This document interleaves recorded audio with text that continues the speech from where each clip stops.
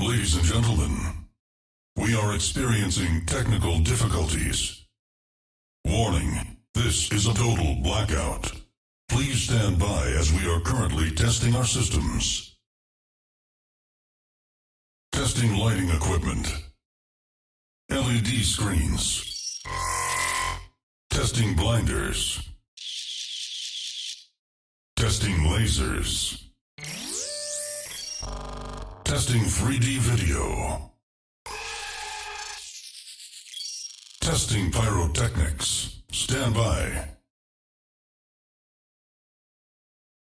Okay, we are about to do a full frequency sweep. 20 hertz. 50 hertz. 200 hertz. 440 hertz.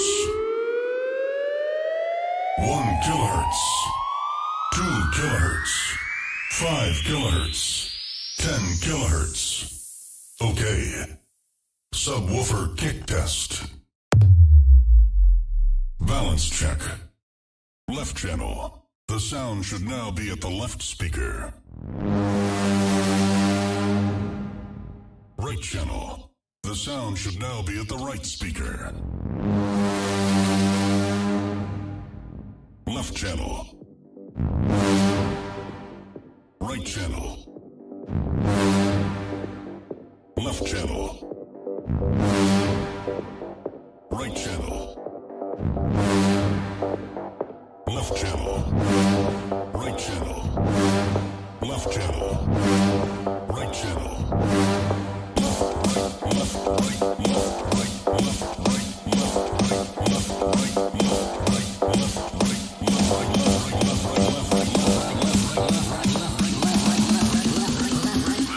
This is a test.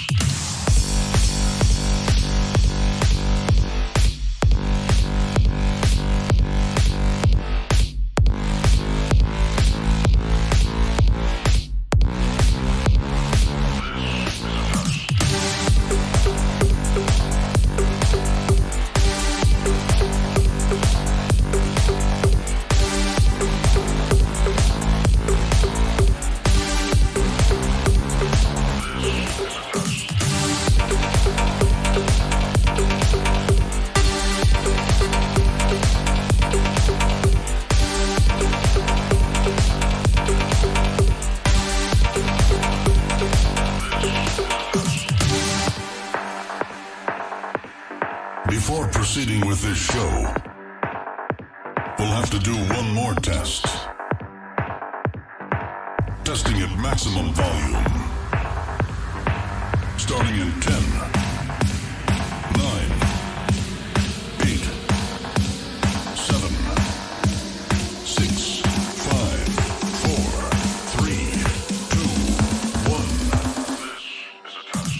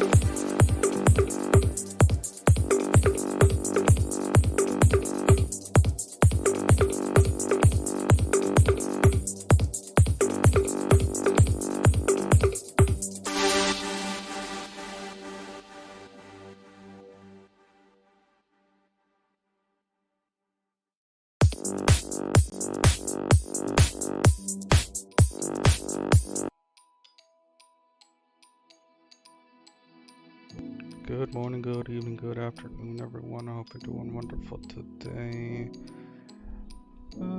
Today we'll be starting off with some YouTube videos. Wow, I ate some food, so I hope you enjoy. We're starting off with Ashikai. This is my own personal informant. Nothing to do with the Knights of Favonius. Does anyone else find it strange that Kaya, who's effectively second in command of the governing body of Mondstadt, has a lot of really sketchy connections?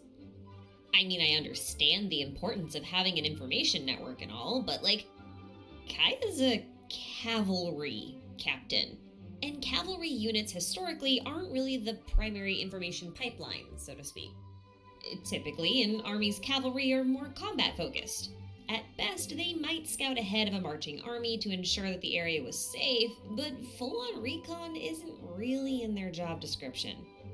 Now, Eula, on the other hand, is the captain of the reconnaissance company. She's the one who's supposed to actually have a deep information network, because, that's her job, to get intel. I get that Grandmaster Varka took all the horses and all of Kaya's cavalry soldiers with him on his expedition, but somehow that doesn't really seem like the best reason to start messing around with gathering intel from criminal organizations, And Kaya has some serious connections, and not just within the local syndicates. With how wide his reach seems to be, I hardly think he started all of this recently. And it's not like Varka's been gone all that long, either. What's really weird about this network of Kaya's is that it apparently has nothing to do with his work as a Knight of Favonius. It's something he does on the side as a, personal project, if you will. Guy's got some strange hobbies. Let me be very clear. This is not a Kaya analysis video, although we will be doing a little bit of that. This is part 2 of my Teyvat World Structure series. And what does the structure of Teyvat's world have to do with Kaya's shady connections? Well, you'll just have to watch and find out now, won't you? Also, really quick before we dive into the meat and potatoes here, I just want to remind you all that this is a theory video. I do my best to make sure that all information presented here is as accurate as possible, and from this video onward, I will be citing relevant sources in the description box below with video timestamps. This is to encourage everyone who watches my videos to do their own research and draw their own conclusions, because theories are not canon until MiHoYo says so. That is my disclaimer. Now we can talk about Kaya's shady dealings. So, Kaya specifically appears to have the most ties with the treasure hoarders, specifically. This was most blatantly illustrated during version 1.3's Lantern Rite quest, Currents Deep Beneath the Lanterns, where he puts us in touch with an insider within the treasure hoarder organization. But this isn't a one-off occurrence. And Kaya on the whole knows way too much about the treasure hoarder's inner workings to just have one singular informant. For example, in the daily commission A Surprise Gift, you have the option to ask Vile about gift ideas for Juliana. Doing so reveals that not only did Juliana used to be a treasure hoarder, but that Kaya was the one who knew she was being exploited and through Vile instigated the following chain of events that resulted in the ruin of this specific branch of treasure hoarders that were exhorting Juliana herself.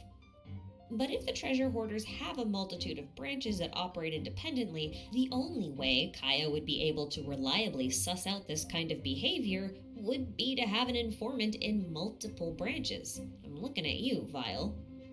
And that's kind of weird when you think about it.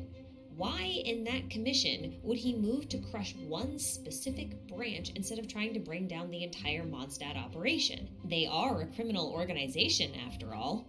Regardless of their perceived level of threat to Mondstadt's safety, it feels like they should still be dealt with by the Knights, don't you think? And with the level of intel he has, you'd think that'd be possible. He could at least deal them a severe blow, but he doesn't.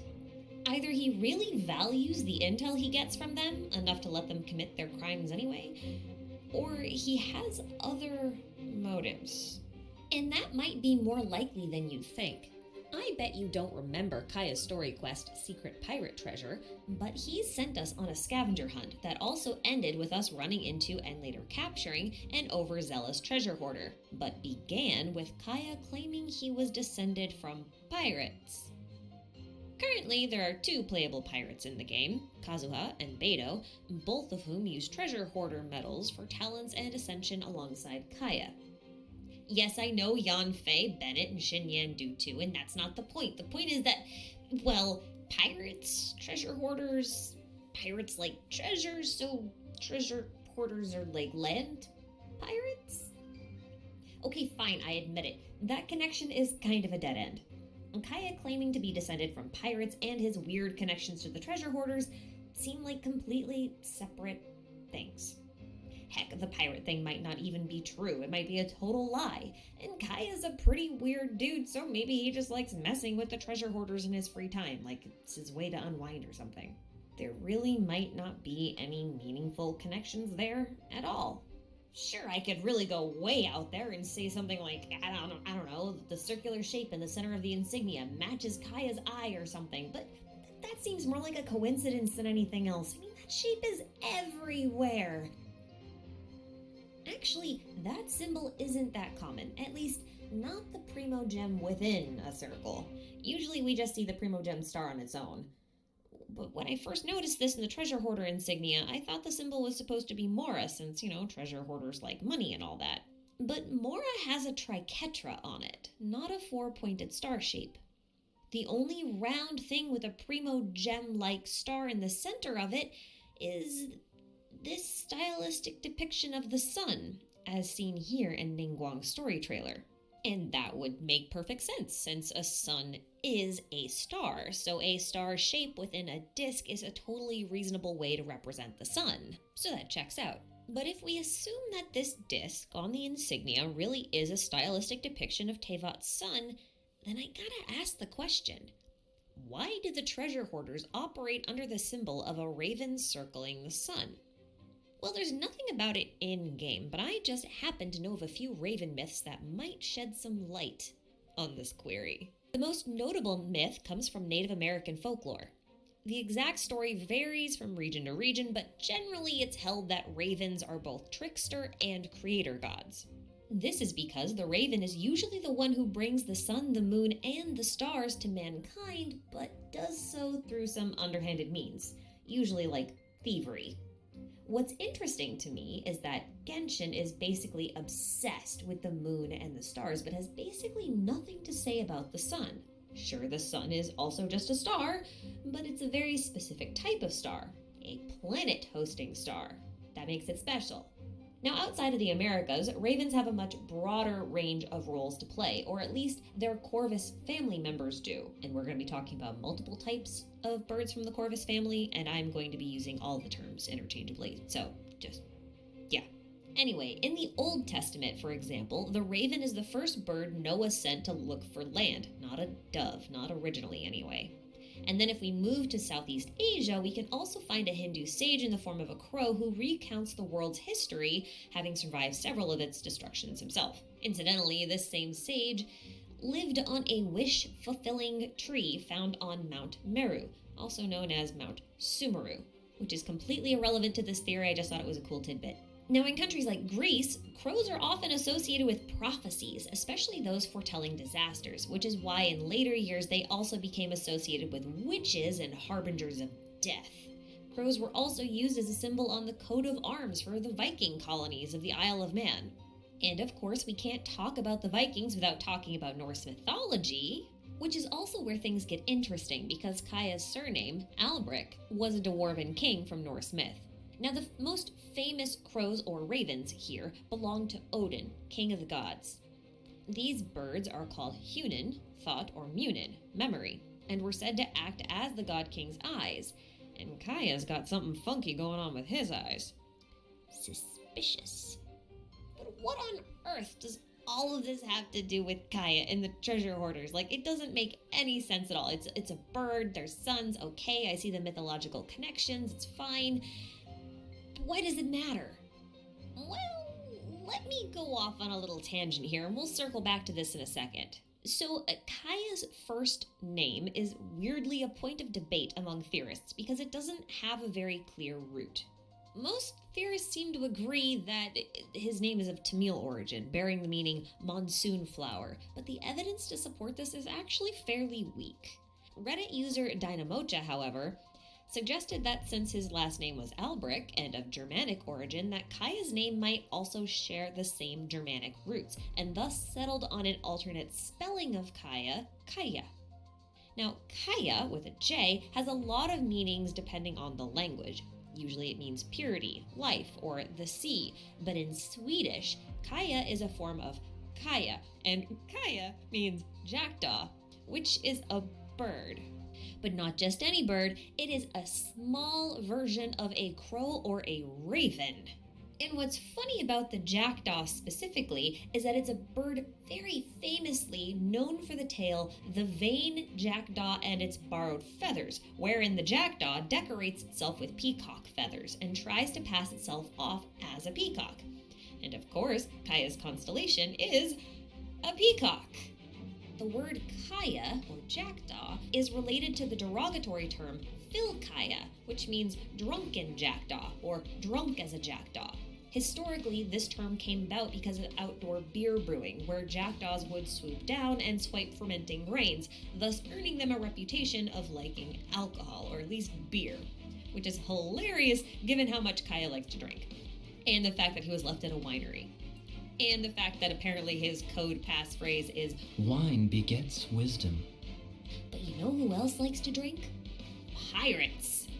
Which is also funny because remember, Kaya insisted that his grandfather was a pirate and that Kaya inherited his eye patch from him.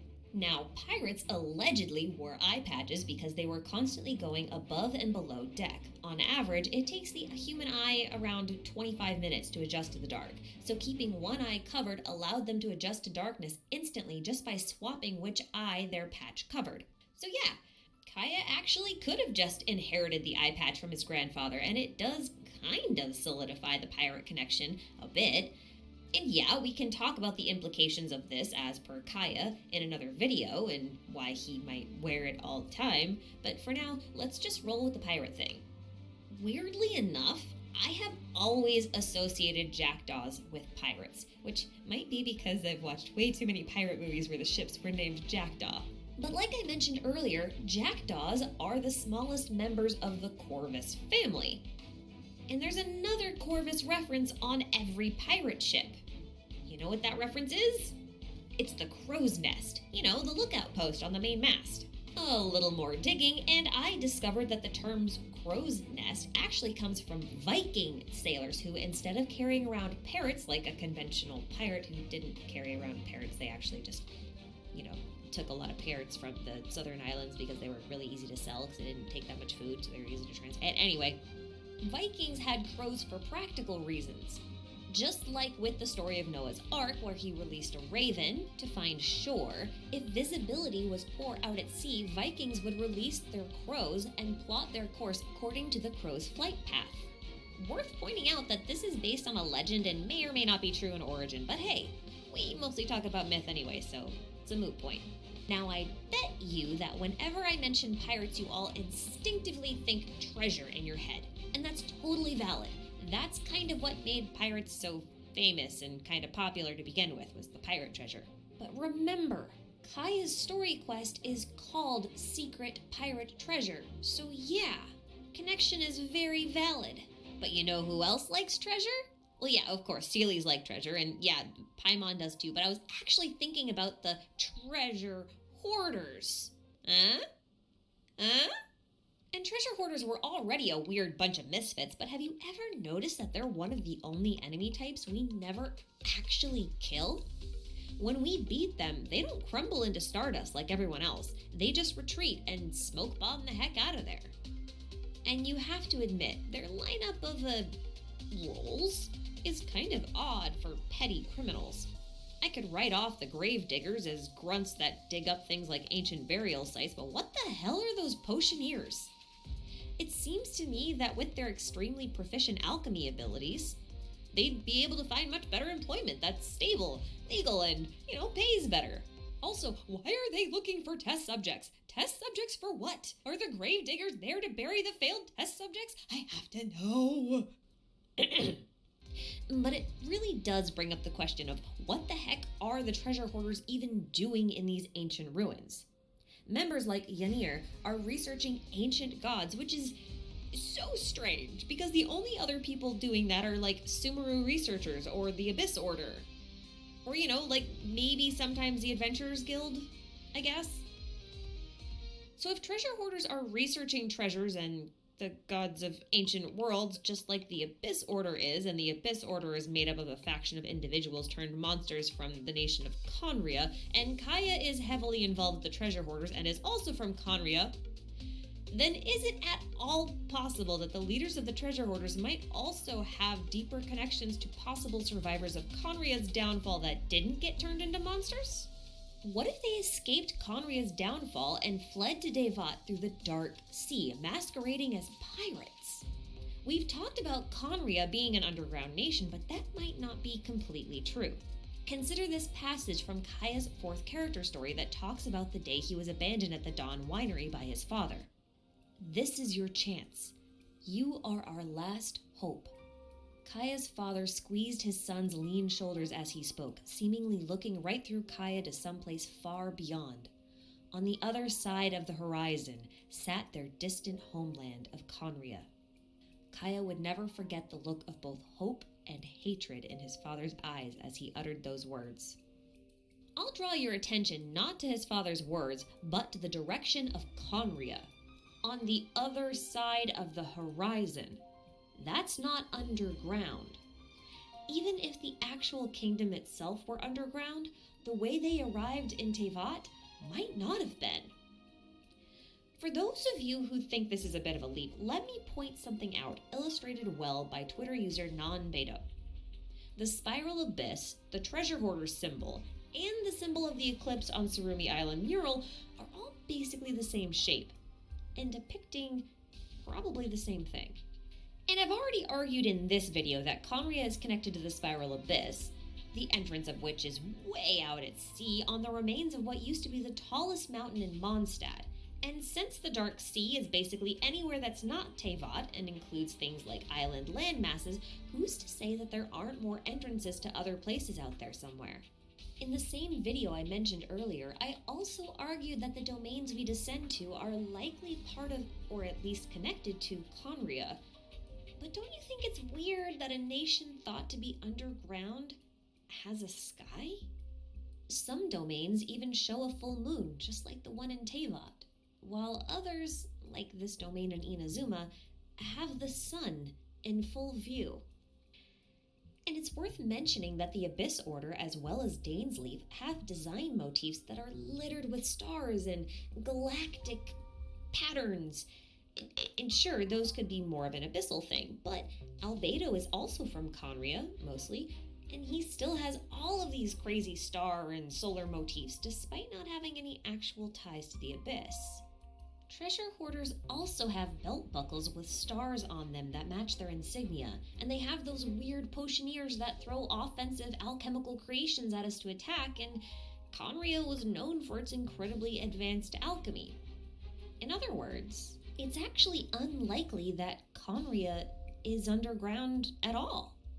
It's far from Teyvat, to be sure, like way beyond the horizon and maybe beyond the Dark Sea, and maybe you have to either sail across the perilous Dark Sea to reach it or brave some unmarked underground tunnels, who knows? But if Conria is really, truly above ground, then we cannot ignore the possibility that the underground is actually Teyvat. But to find out how that's possible, you'll have to stick around for part 3. Yes, part 3. I never meant for this to be a 3-part series, but I had to set up the foundations for this next video, which is already going to be a bit longer than I'd like. Part 3 of the world structure theory is already under development, maybe about 30% complete at the time of this video's release. Now, in that video, we will actually be exploring some history of Teyvat, what we actually know for certain about Teyvat's physical structure, some mythological inspiration, a hypothesis on what the world actually looks like as a result of all those things that we know, and then we'll take a look into what implications all of that has on the plot itself. And trust me, it's a bit of a doozy. So buckle up, guys. I don't expect this will be a smooth ride. Thank you all so much for watching, and I will see you guys in part 3.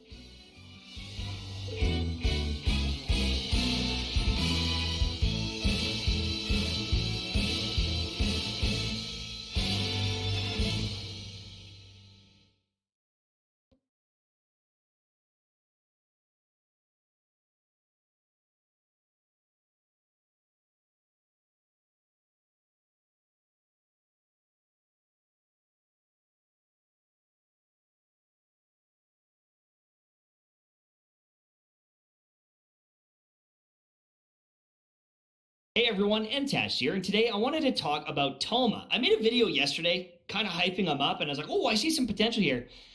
Half the comments are like, Toma is trash. He's terrible. He's the worst character. Like, people are saying skip. He's an instant skip. I'm actually shocked. I'm shocked. And I'm going to explain why people are saying that, and I'm going to explain why I'm in the other camp saying I think he's good. I understand why people are calling him trash, but I think that that's BS. Or a little bit of BS. So let's start off with why they're calling Toma bad. But first, today's sponsor. Did you know you can win a free Tesla Model S just from pre-registering for Ragnarok Origin? Ragnarok Origin is a brand new MMO coming out soon, with some awesome RPG elements, tons of customization. Whether it's your magic abilities, armor, or weapons, you can create a character that matches your playstyle, taking your power to the next level by completing dungeons, overcoming world bosses, and battling your way through legendary arenas found in the dungeons of the kingdom. It's time to start a new adventure and become the hero you deserve to be. And it's free on your phone with the link down below. There's mounts, there's fishing, and a bunch of other activities to do, whether you're playing solo or with friends. So pre-register now. Ragnarok Origin is right around the corner, launching November 10th, so make sure to click the link down below and pre-register. You can get a bunch of rewards here as well as a chance to win that Tesla. Don't miss out on this opportunity to get a boost starting the game out November 10th, and thank you so much for sponsoring this video. Click that link down below, get pre-registered, and let's get back into the content. When using Toma's abilities, right, he's got his Blazing Barrier, he's got an ultimate ability that sends out fire. The issue is the ICD, which is how frequently he's able to apply pyro, and then you can vape it off or melt it off. It's too slow. People complained about Yoimiya because she has a similar situation. You're using someone like Xingqiu, you're trying to vaporize things off, but she can't apply the pyro fast enough. The same thing goes with him. If you're using Xingqiu or some other water characters and you're trying to get a whole bunch of vaporizes, if you're using maybe even Ayaka and trying to get a whole bunch of melts, he can't keep up enough. And so what ends up happening is while using his attacks, he starts being the one that does the vaporizing, or he does the melting. And that's where you run into the problem. Because if you're building this character to scale off of HP and get really big shields, the damage isn't going to be there. It's just not going to be there. You're going to have some great shields, but if you're the one doing the vaporizes, instead of the other character, you're going to be crying a little bit, right? If you're using someone like Child and maybe trying to vaporize, all of a sudden you're going to be applying way too much hydro to have Toma keep up. And that's the problem. And that's why people are saying, this character's bad, this character's trash. And they're comparing this character to Xingqiu. Now, Xingqiu, with his E ability, it puts a ring of swords around you, and those, on the initial hit, apply hydro, and as you're standing beside things, apply hydro. But then when you ultimate, it also continually applies hydro with multiple swords hitting. And so you almost can't do enough pyro damage to deal with how much hydro someone like Xingqiu is doing. And so you compare those two things, and it's like, well, Toma is doing it at half the speed. And then you start comparing things like these multipliers, right? And that's the other reason why people are calling Toma trash. They're calling him terrible. Xingqiu is doing a double hit here with a 357 and a 406 multiplier, right? So look at that multiplier. And then let's go back over to our boy Toma. All right, he's got 278. Wah, wah. Pretty bad multiplier. Now, this is 2 levels lower, but that's like a third, right? That's a third of the percentage. So if you're building damage on him, that is a little bit scary. But he does have a shield that's scaling off your HP. It can stack multiple times, right? But then you look at this bad boy. Okay, you've got your initial burst of skill, like of the skill, and then the fiery collapse. That's the area of effect, fire attack that's going out. It's 93%, okay? And here's the other issue. You compare it to someone like Xingqiu. This is doing 115% per sword. And again, I'm level 13. This is level 8. So it's going to be much closer. The issue is at base constellation, I believe it's like 343 or something like that. Or 232. I don't remember what it is. But there's multiple swords going down. Like 3 of them are going down. So you're instantly tripling the damage. But if you have multiple constellations, I think it jumps up to like 5 on one of them. And so it's like this huge burst of damage. You're doing like 5 times the amount of damage over time. It's like 235 or 335, can't quite remember. But you have to multiply that by the amount of swords there are.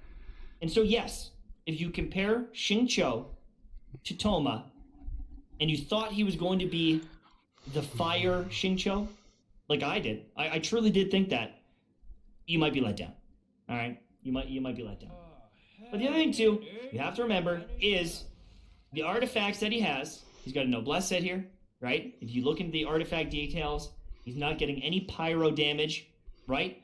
And so you might have very, very, very different results when you use them. On top of that, for a weapon here, he's using Favonius Lance, which is cool for giving your team energy, but you could also use the catch, which is going to give you a lot more damage, a very big boost of damage. And so I don't think that this test run is really fair.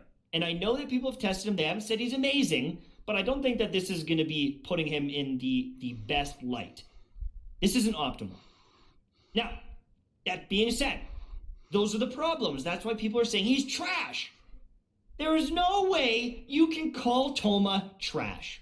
I would rather have Toma than so many other characters, and the more constellations you get, the better he gets. He has one of the best constellation synergies I've ever seen.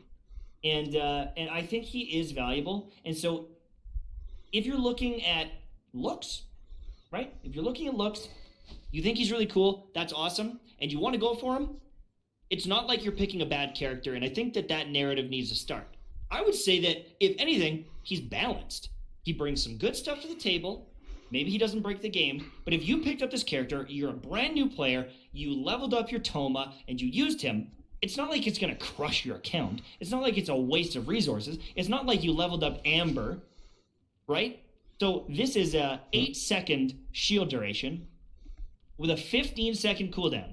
So remember that. 8-second duration, 15-second cooldown. And this one is a 8-second duration and a 20-second cooldown. Now the thing is these shields, they can stack and refresh the duration. And so the duration isn't actually 8 seconds. When you're using these two together, you can keep stacking the shield and you can have a ton of uptime, almost 100% uptime. And when you get constellations, it becomes nutty. When a character protected by Toma's Blazing Barrier is attacked, it reduces the cooldown of the barrier, or of the Blazing Blessing, by 3 seconds, and the burst ability by 3 seconds. So you're bringing that down, you're making it easier to get that uptime on the shield. But look at this one. Now, the burst has a 3-second longer duration. So it's going from 8 seconds to 11 seconds instantly. It's getting refreshed all the time, and the cooldown's dropping. And then if you get the fourth one, using that burst is giving you 15 energy, allowing you to scale this. If you used Venti, maybe even Kazuha, but Venti with this character, you're getting energy from Venti, you're getting energy from popping your burst. If you had a C4 Toma, I think you would have so much energy, like you wouldn't even need energy recharge on this character. Almost no energy recharge, you'd have so much energy coming in. And then you got this one here. When Blazing Barrier is obtained or refreshed, so you're getting cooldowns, duration, you're getting energy, and now just refreshing and using that shield. All your party members, not just Toma, every single party member is getting increased normal, charged, and plunging damage. 15%. With those shields, I would just be able to, hard scope a lane with my Ganyu, shielded by Toma, getting 15% more damage. Throw this on with Kazuha, plunging down and doing damage. There's a lot of potential here. And so I understand the internal cooldown or the ICD or whatever you want to call it issue. I understand the the base stats here. They're not great. Like I honestly think that's pretty damn low, truly low. And this one is not that impressive either, because considering it's only like one hit each time. But he can still shield the shit out of you. He can provide damage to your team, and obviously, I mean, I guess it should be said, if you want all that value, you need constellations. I get it. You need constellation to have all that value, but I know a lot of you are freaking whales, and you're going to go for Hu Tao, and you're going to go for Sayu, and I know that you're, maybe going to get a bunch of copies. The big question is, what about at C0? At C0, I understand people saying he's bad or underwhelming. You're not getting the cooldowns, you're not getting the energy, you're not getting the duration, you're not getting the bonus damage, and so then I would say, yeah, I got you. Toma is a little sussy baka. And so for a free-to-play player, is Toma going to change the game for you? Maybe not. And if you're comparing C0 Toma to C0 Xingqiu, right? I think Xingqiu slaps him around. And obviously if you get constellations, I think he continues to slap him around. And you've got characters like a Beidou. But even Beidou, I think she gets a lot of her value from C2. A lot of these characters and supports that everyone talks about, they get a lot of their value from constellations. Every character gets value from constellations. Fischl gets value from constellations. Fischl's good, but when you get her constellation, she goes insane. And so it's really tough talking about that, because it's going to depend on your account. If you've got a Fischl, if you've got a Kaya with some cracked constellations, right? If you've got a Beta with constellations, if you've got Xiangling with constellations, maybe you have better characters already. It's not worth getting Toma. It's not worth building them out. Maybe you've got a Zhongli. You want a shield? Zhongli. You want a shield up? Here you go. You got a crazy shield right here. It's obviously going to depend on your account, but I don't think Toma is terrible by any means. He's just not going to break the game as much as I thought. I thought he was going to be this guy mixed with this guy with a little bit of fire thrown in. That's what I was hoping for and expected, and I don't think it's going to work out quite that good. But, I mean, then he'd be like a 5-star unit. So, maybe it makes sense. He's a 4-star unit. Anyways, I just wanted to give you my overall thoughts on Toma. I know that it is a little bit bad news for players because maybe the hype is down because of that damage, but he can keep your team alive, and I would rather have him than a lot of other 4-star characters in the game. If they ever do an event where he's free, we'll be laughing. We'll be cheering. But the other saving grace is he is on Hu Tao's banner. If you're looking for DPS, if you're a newer player, Hu Tao is really good. If you get him as a consolation prize, cool. That's sweet. I guess it'll just depend what the other characters are on that banner. That's it for me. Thank you so much for watching. Those are my quick thoughts on Toma and if he's terrible. And thank you so much for watching. Make sure to sub for more. Make sure to check out MTash clips, and I'll see you soon. Now I'm going to go pour some mayo on my ankle and see what the wife thinks. All right. Bye-bye. Weird. Things I wish I didn't know. The door.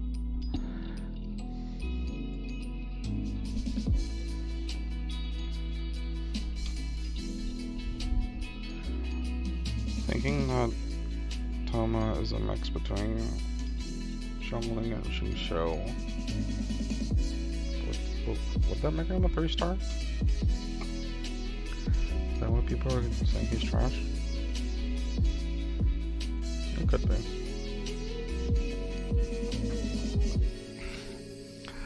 I still have the music on. That's enough. Hi, Giblish. Hope you're doing well today.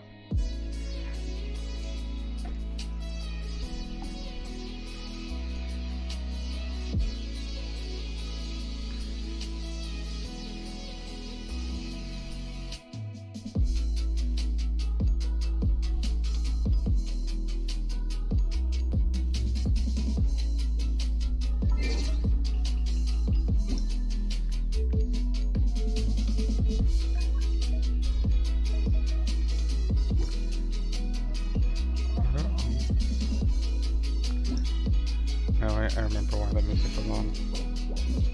I was freeze critting over the not Breath of Event. I remember now.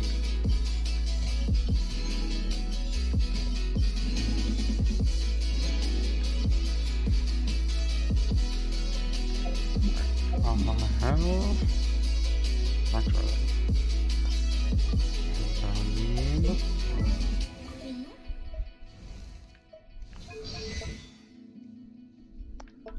more resistance.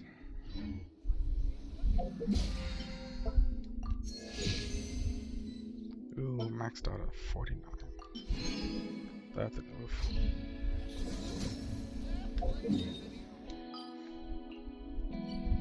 Oh well.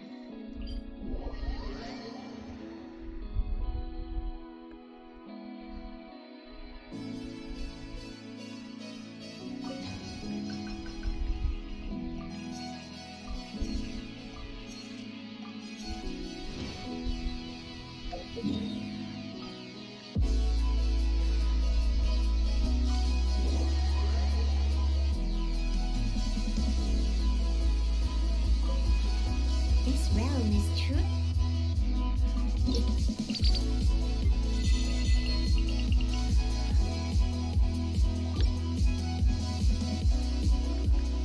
I need to wait for tomorrow so I can get resin.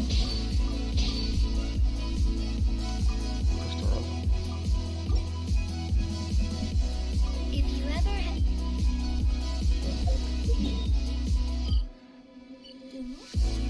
Yeah, what did the chili have? The one before. Opentown, are you crying at Sheriff?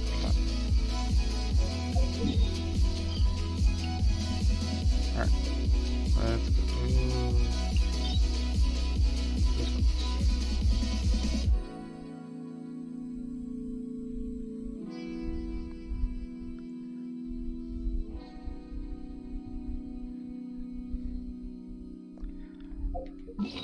I do know I needed to level a weapon, which was sacrificial.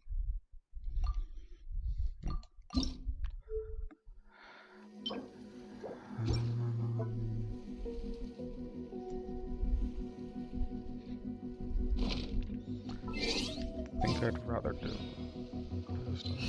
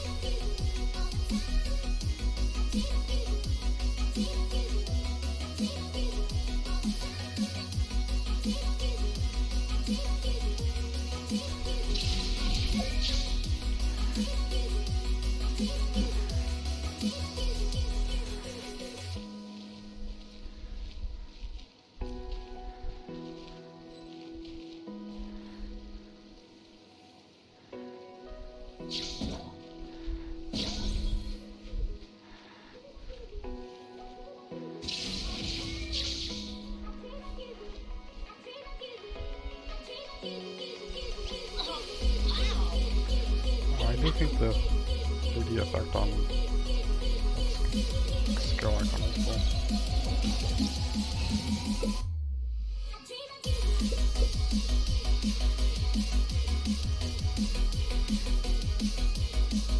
Let's see, will anyone try to use below 80 character? Good things come to those who don't wait around.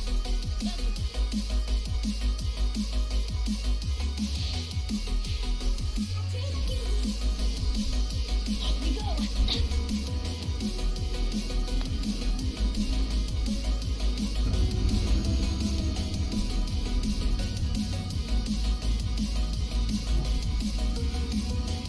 Loading is slower than mine, but not that much.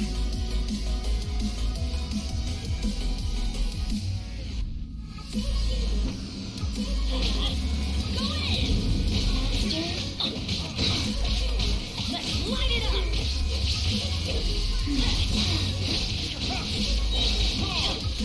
Shine down. Off we go. More history work. Better than ever met. Let's light it up.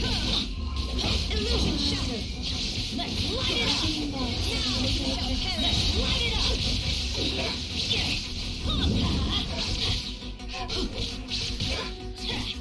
Let's light it up.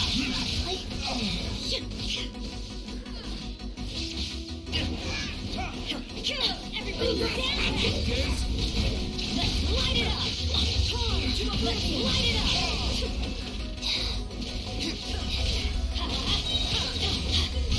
Let's light it up.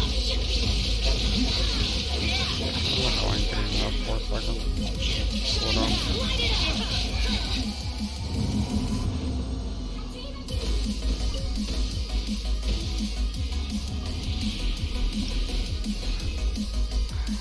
It followed quickly. Oh, sorry.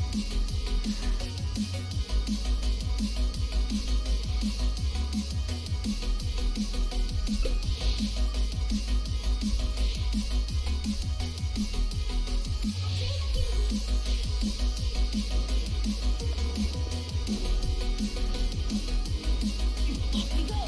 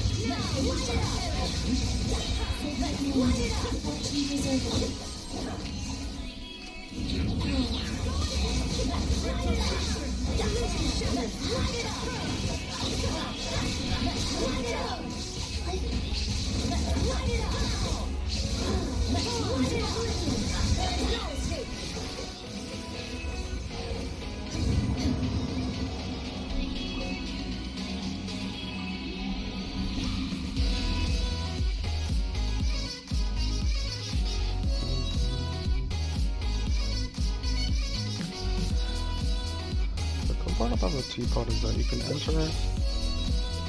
enter my teapot, even though I'm in co-op.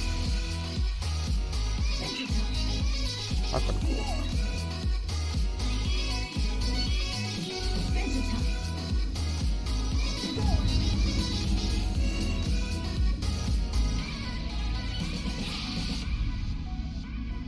Just gotta wait for the avatars on the bottom to move out all the way.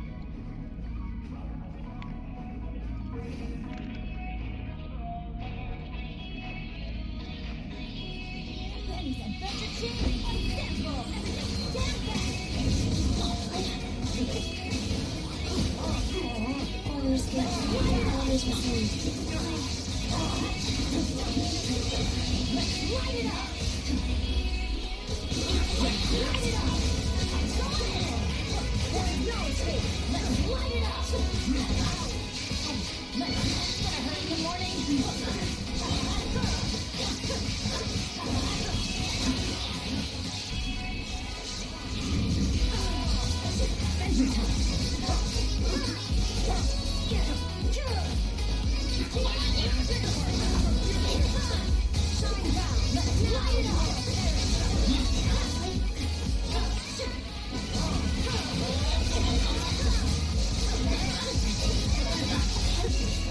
Illusion shattered!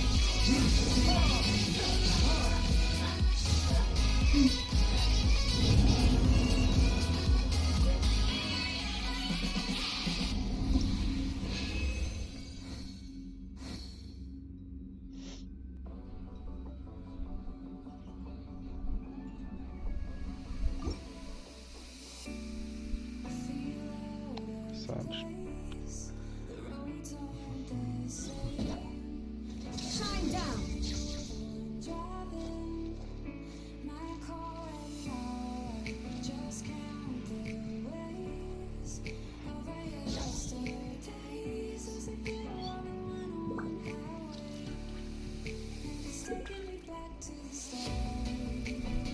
Benny's Adventure Chain Assemble!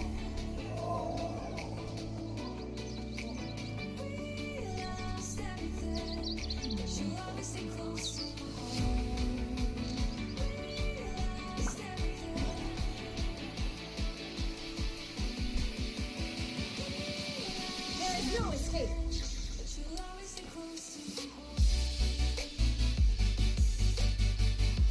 I find it funny that it didn't fade Good things come to those who don't Balls stick in- around. Ball's That's what they image say anyway. at all. Or in my life, the opposite is probably true for me.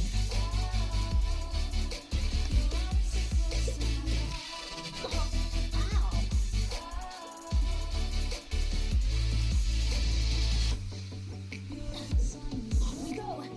Just Adventure time! Adventure time!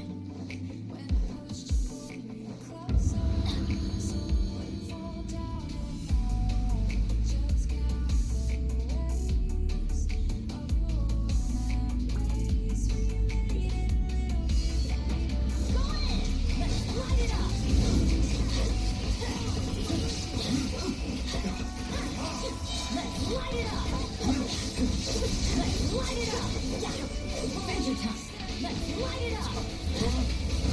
Everybody stand back!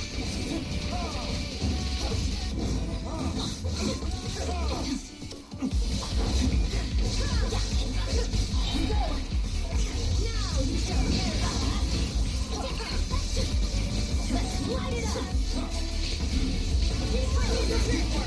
Let's light it up! Illusion shattered!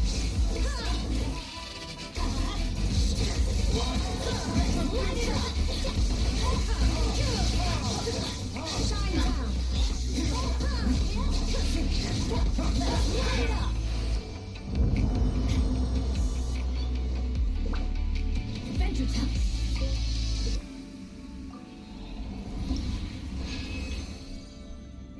Ooh, purple. Pog. First purple of the day.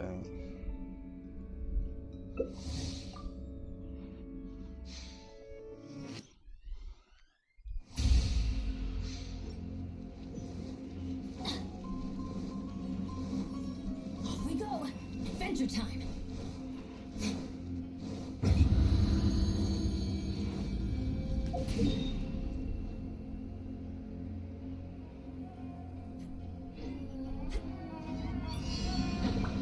Everybody stand back. There is no escape. Yeah, let's light it up. Inazuma shines eternal. Let's light it up. Off we go. Shine down. Let's light it up. Let's light it up. Hold on to a boom.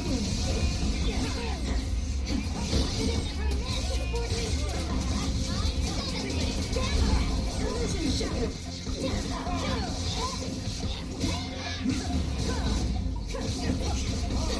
light it up. Let it go, escape.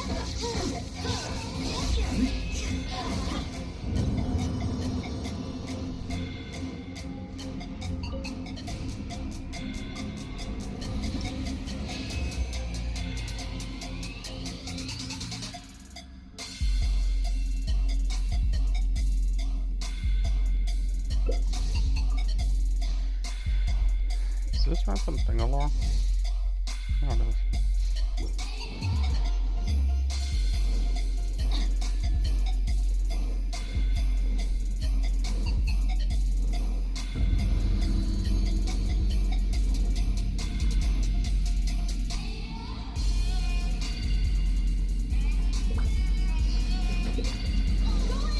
Illusion shattered.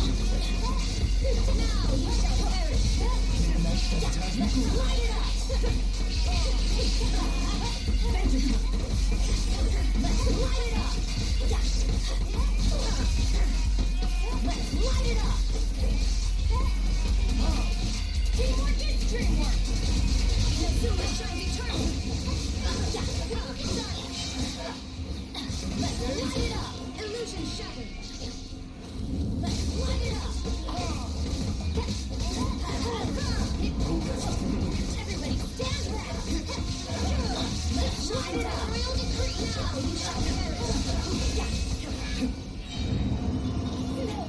Adventure time. Ash thought they all Pog.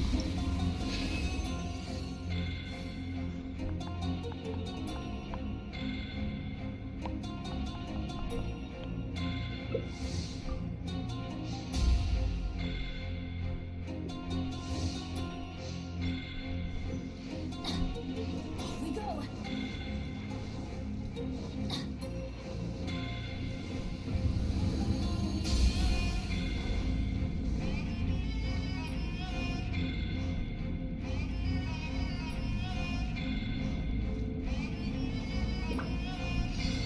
Teamwork is dreamwork. There is no escape. Hold on to oblivion. Let's light it up. Let's light it up. That's gonna hurt in the morning. Go in. Let's light it up. Wings of darkness. Shine eternal.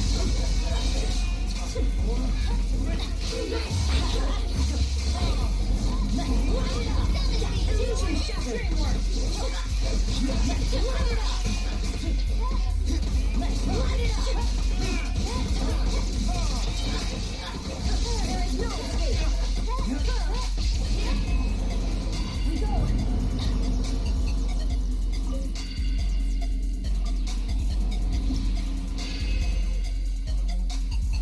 Pog, no purple.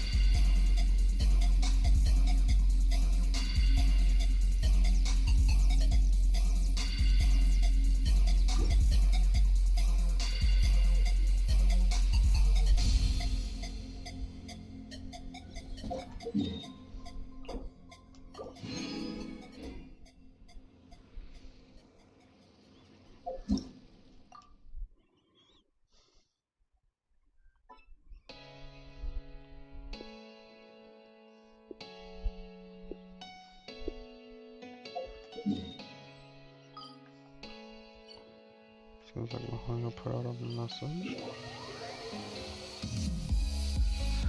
She'll read that in a second. It's a little early.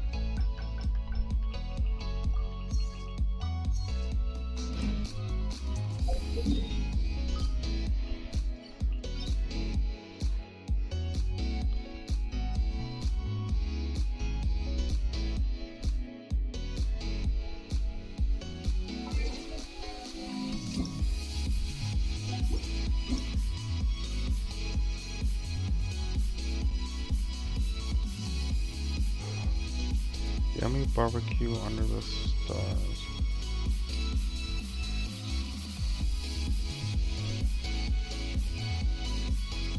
Rank 10 and above can participate.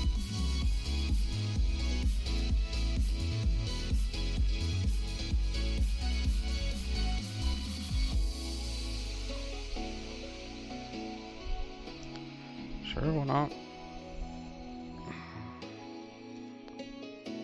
Those that uses cookies.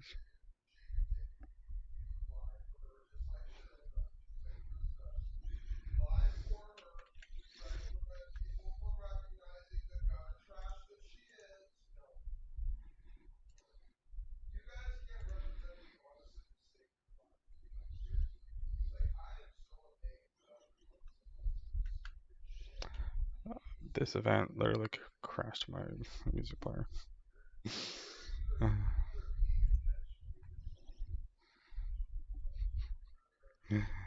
Oh, that's sad.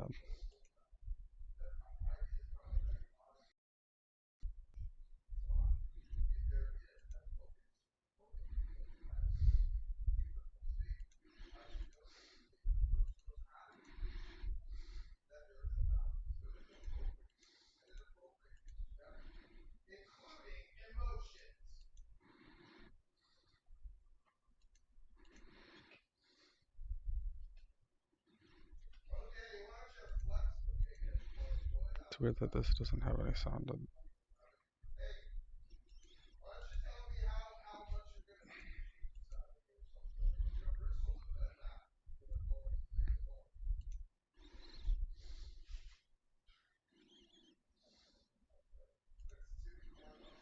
6 hours.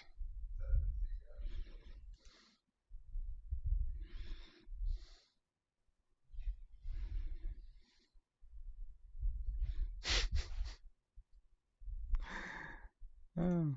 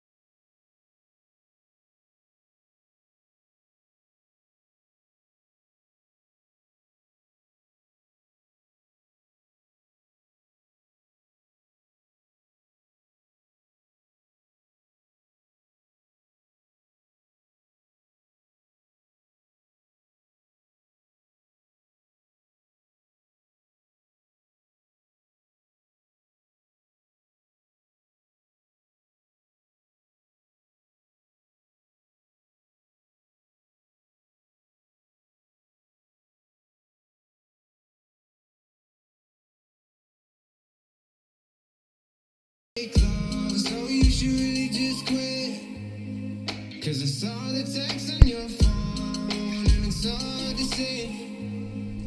It's hard to say. So I guess I'll be on my way. But I don't wanna live in a world without you. I don't know why the reason why, but it's working out.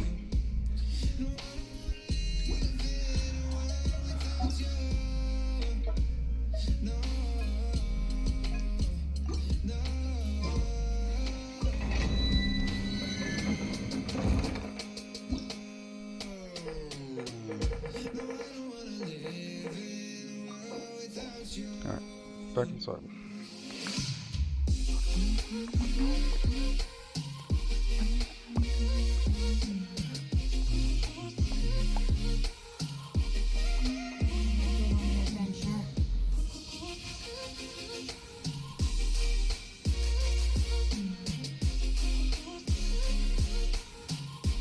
Adventure team, assemble!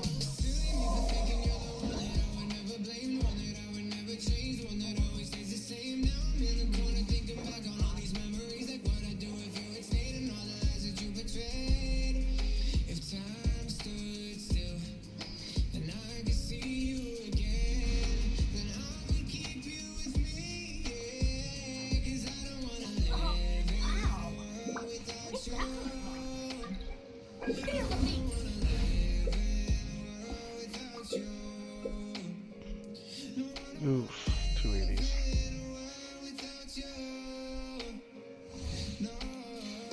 Adventure time! Off we go!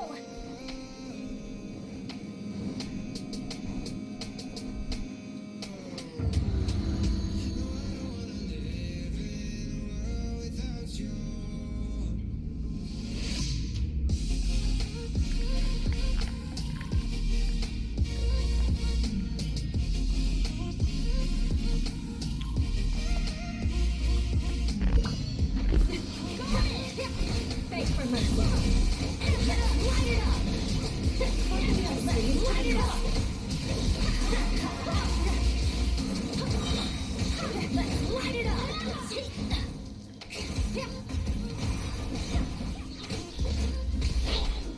Everybody stand back!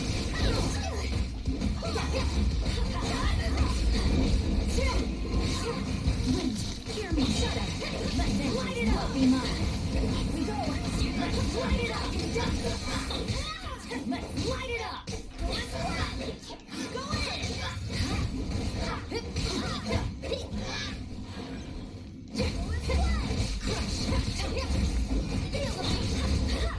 light it up!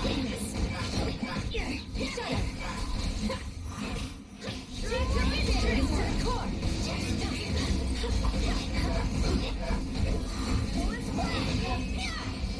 Adventure time! I'll heal my ult. Yeah.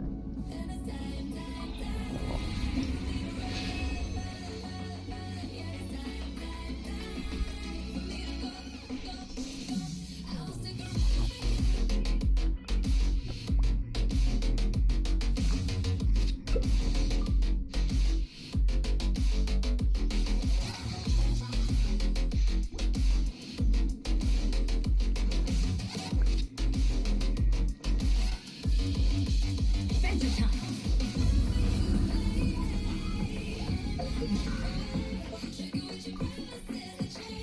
Yo, I can't believe I'm capped on him. Yeah, it's a shame I didn't reach 60. Good wave doesn't know. Let's light it up! Everybody stand back! Barely a scratch!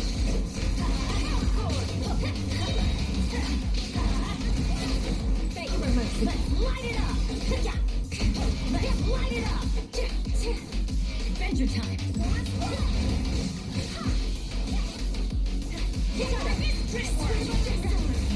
You'll be mine! Do they never let it up? I plan on her in the morning! Let's light it up! Everybody stand back! Thanks for mercy! Let's light it up. Let's light it up.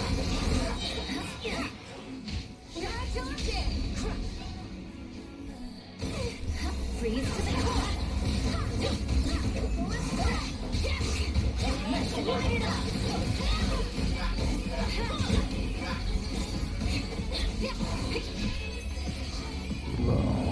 Good damage.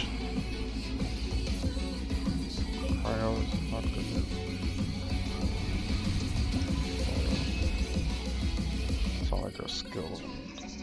Ult does cryo damage.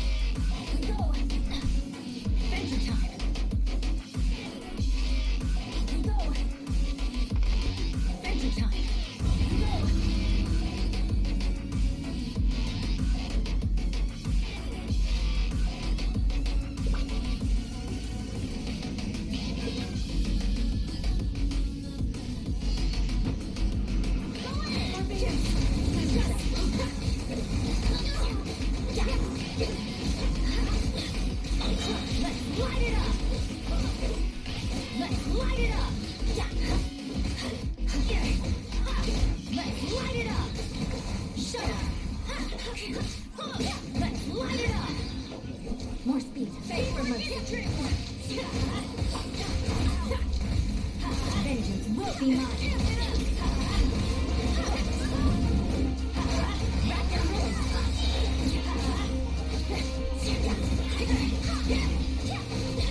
More speed.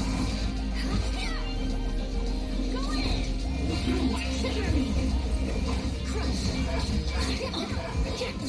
Let's light it up.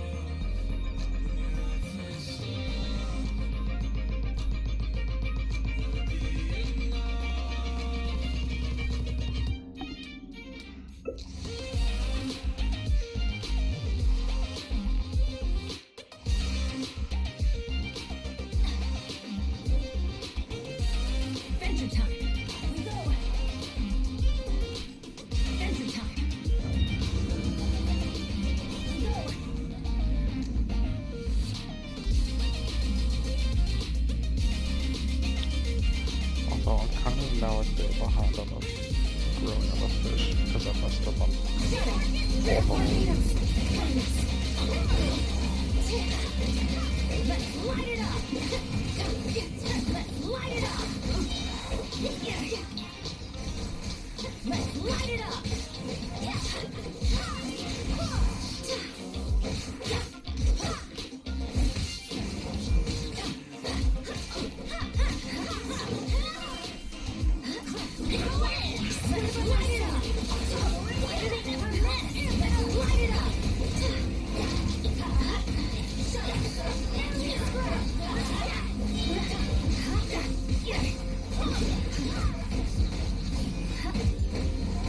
Let's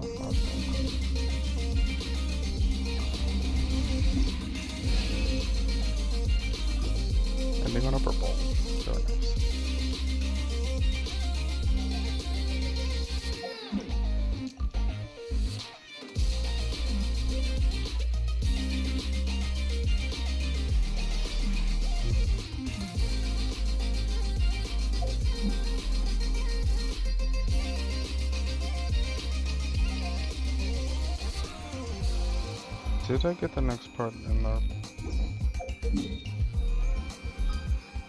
God, I hope so.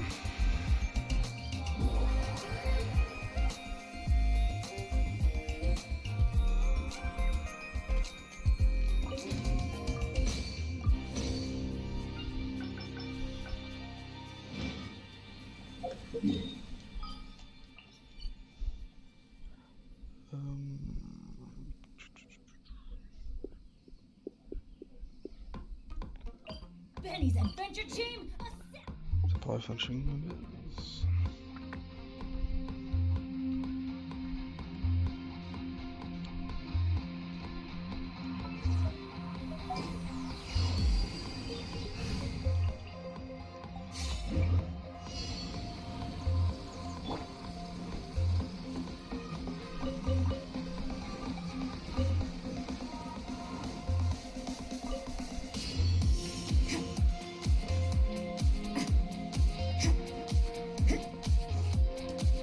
What's weird about a sister without reverence for the gods? There are hunters who don't eat pork and fishermen who don't eat fish, aren't there? Just because we do something doesn't mean we love to do it. That's how every job goes.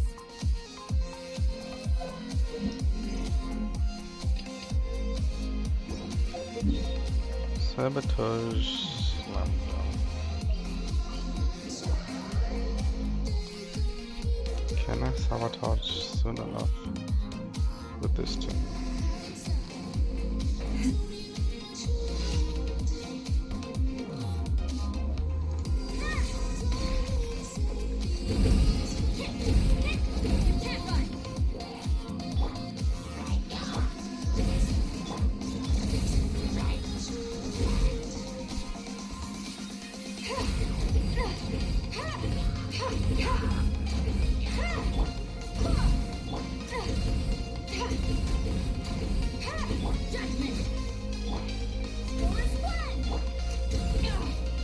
No, can't be fun.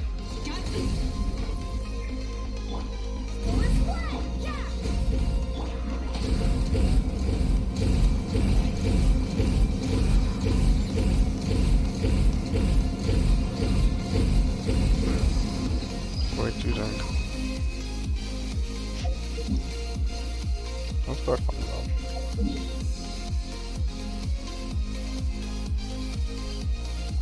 What are you? Oh, something else.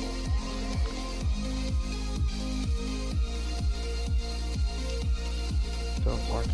That is.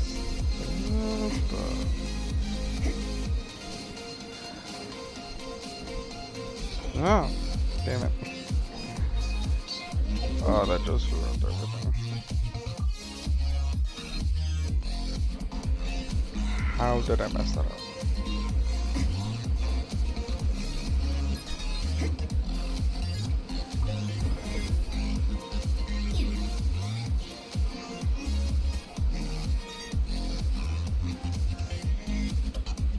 I don't know. But somehow I did.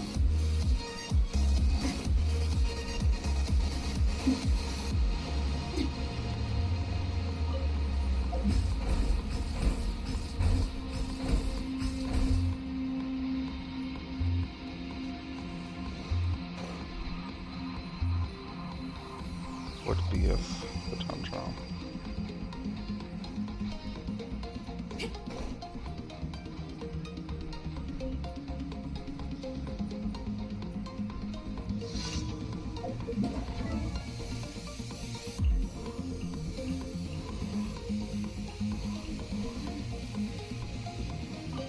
Let's see.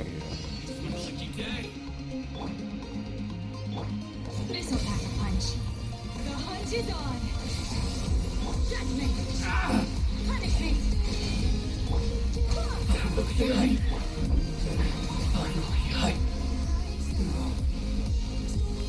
That seems fairly easy. Got something for ya. You're stuck now.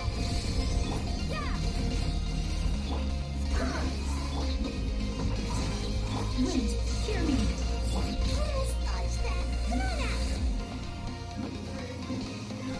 Where did I go?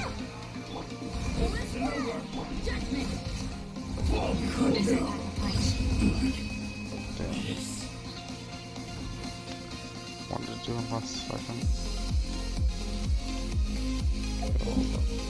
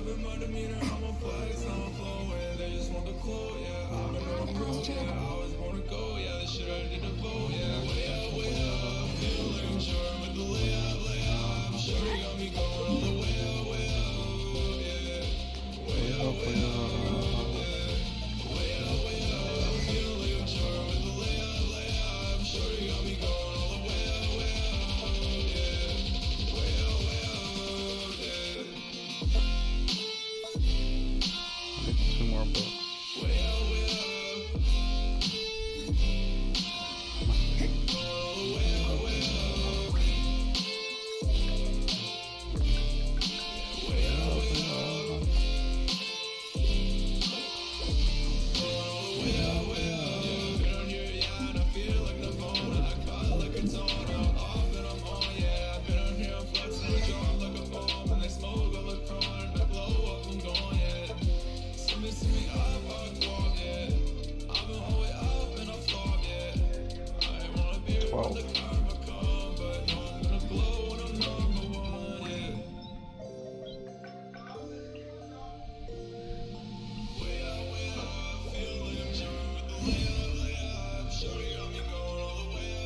Aw, only 8?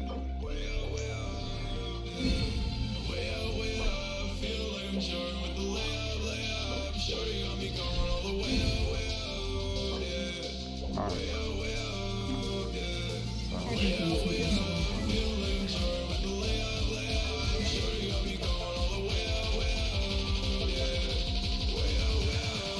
Oh. Better wait till Tuesday? Tuesday. Oh well. I've always said it now. Also 6 hours. I can only hold 4.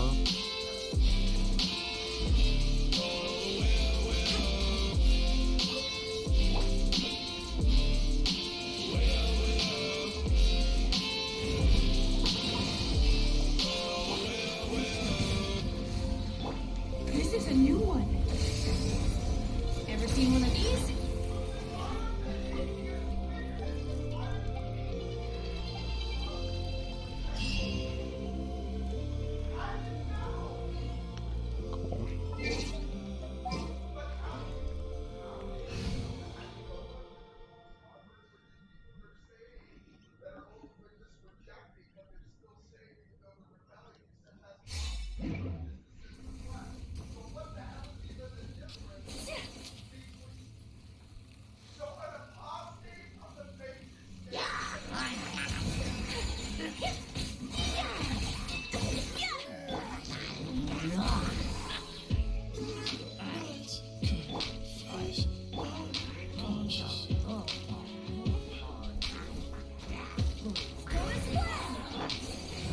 My apologies.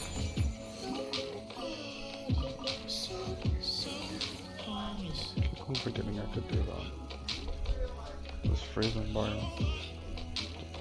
popping out.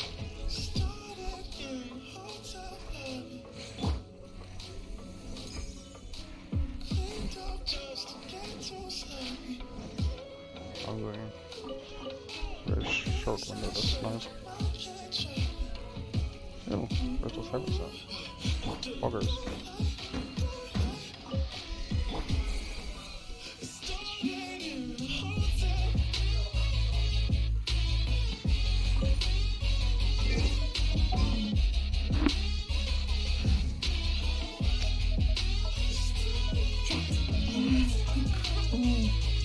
We may leave at any time.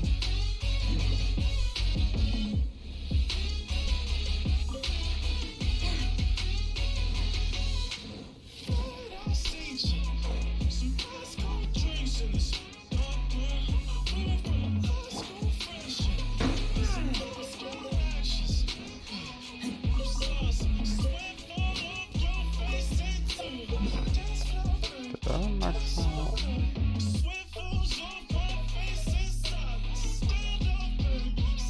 I did.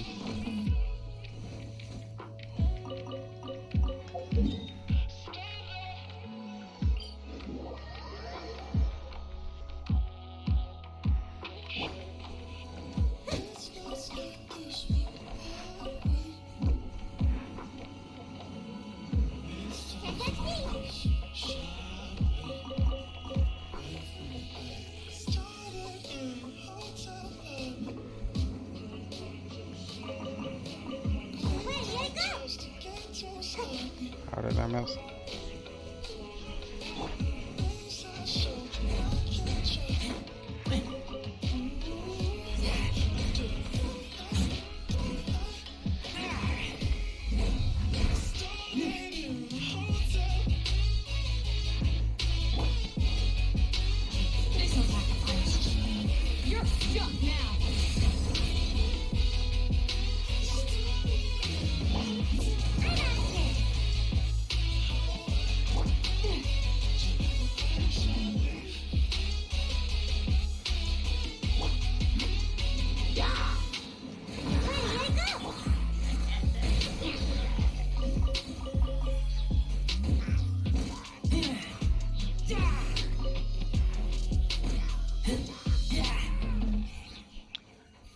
that works also.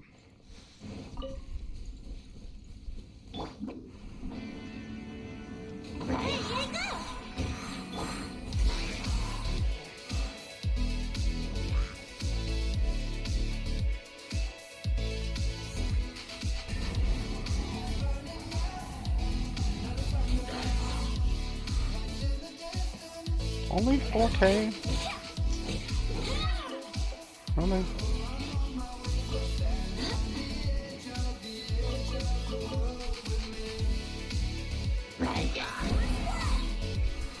Ever seen one of these?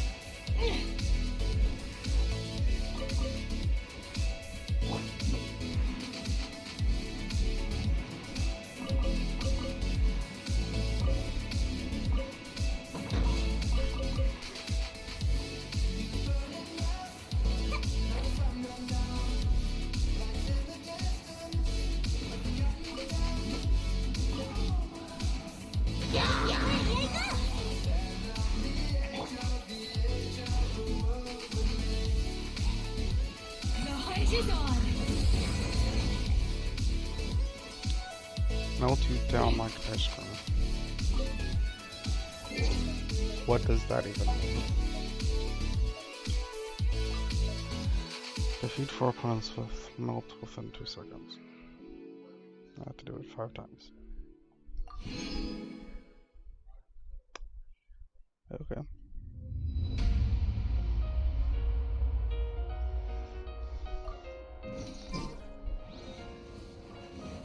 I just gotta do another 5 times to get the last achievement.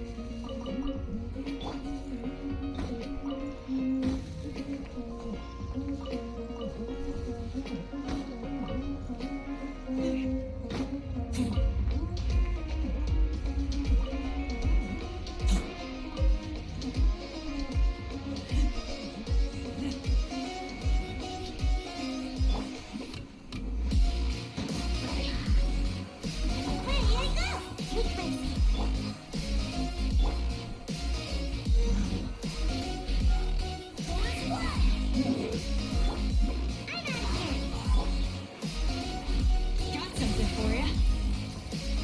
You're stuck now.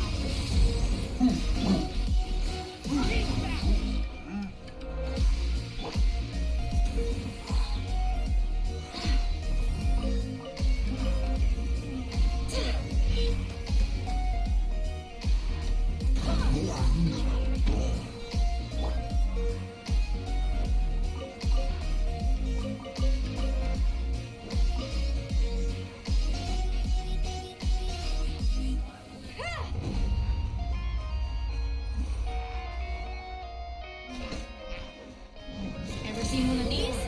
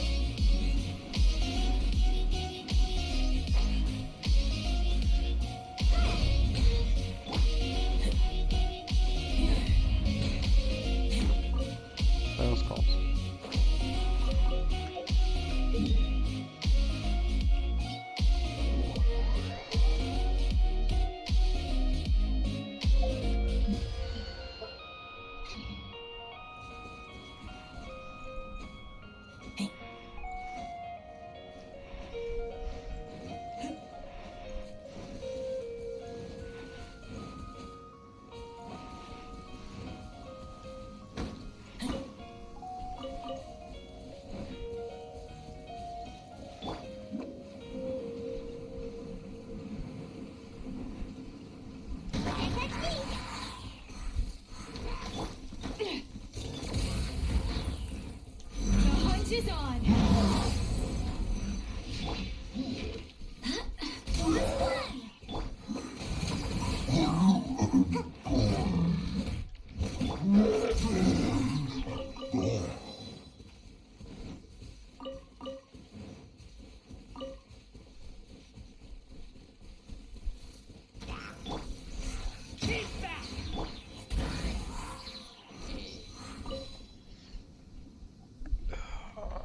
Damn music.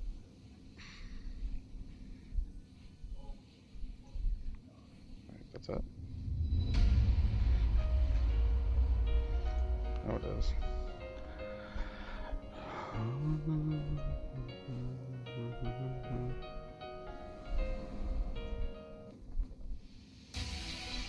And access music. Pause.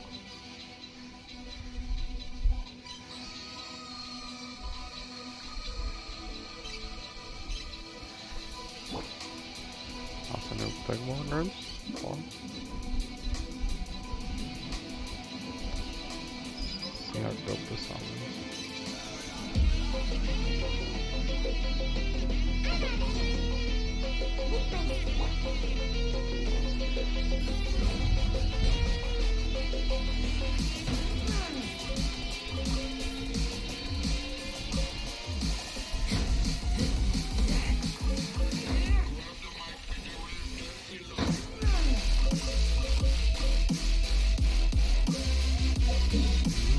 Not bad.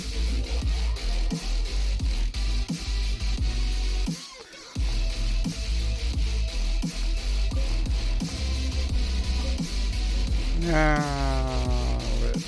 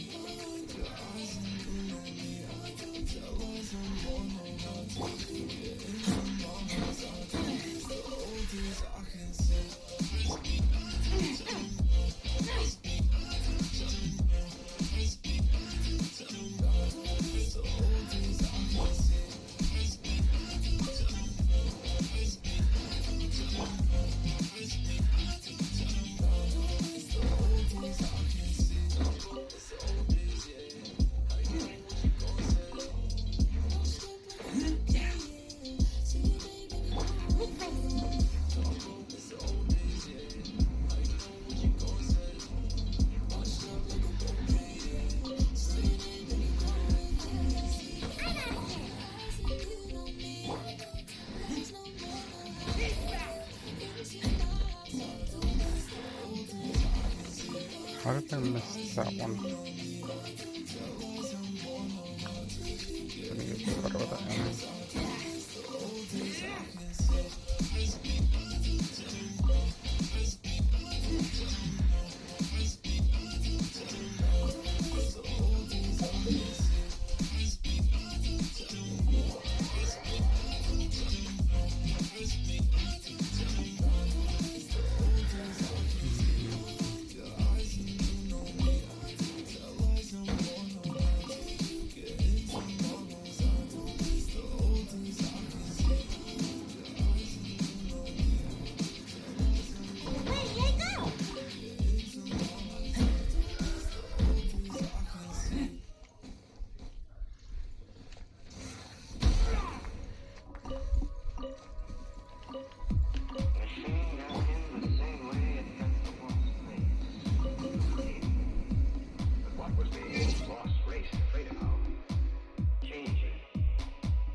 I have to go with the no on Silk.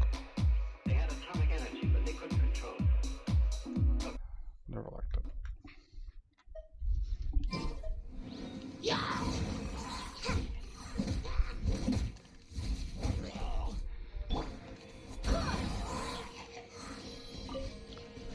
It has good music, but can't do it.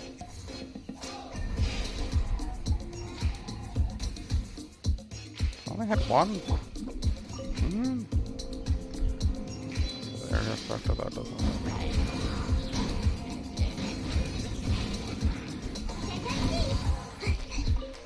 work. This is a new one.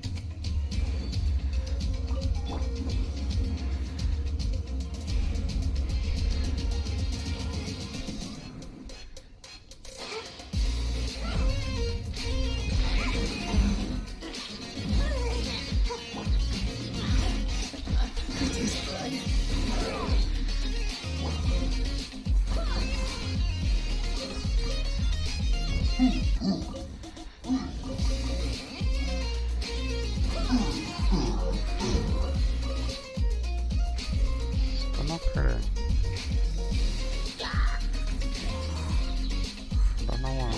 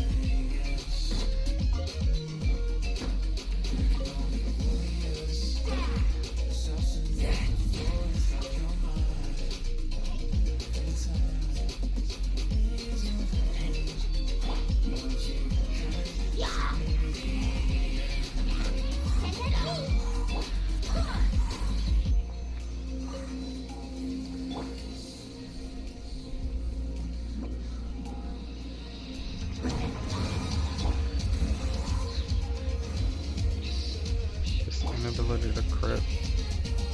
Kind of annoying.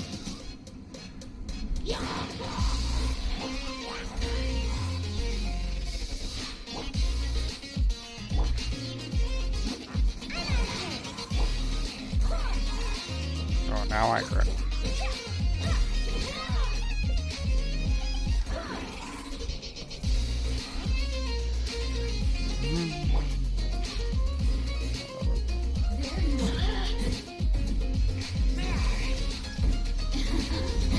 Let me amuse myself a little.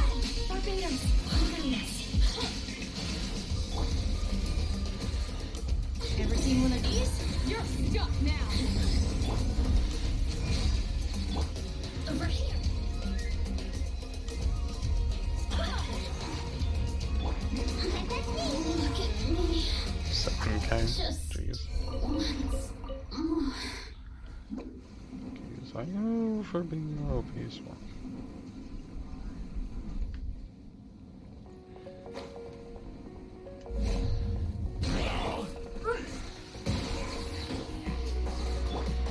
The hunt is on.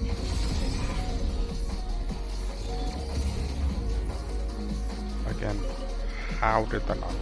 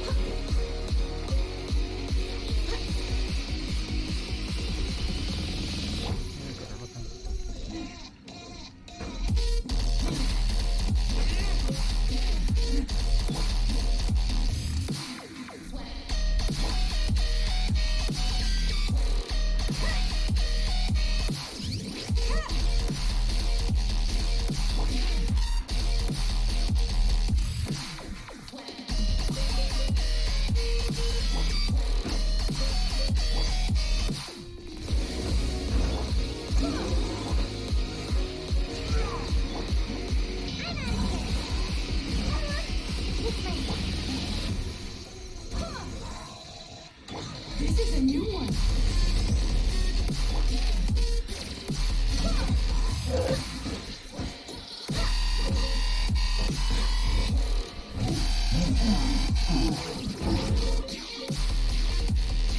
How did they aggro if they didn't aggro that button?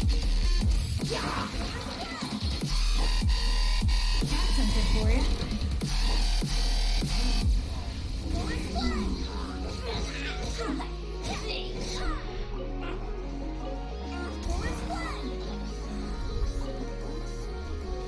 That's pretty comics. So I can say that.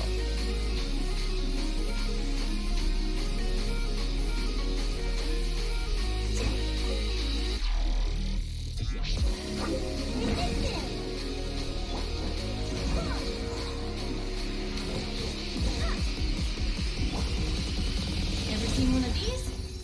You're stuck now.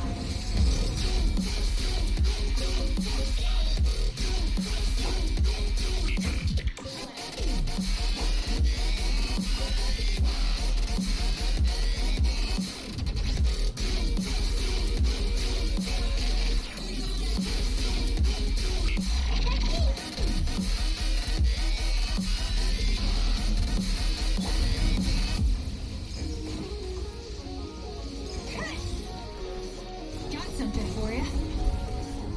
This is a new one.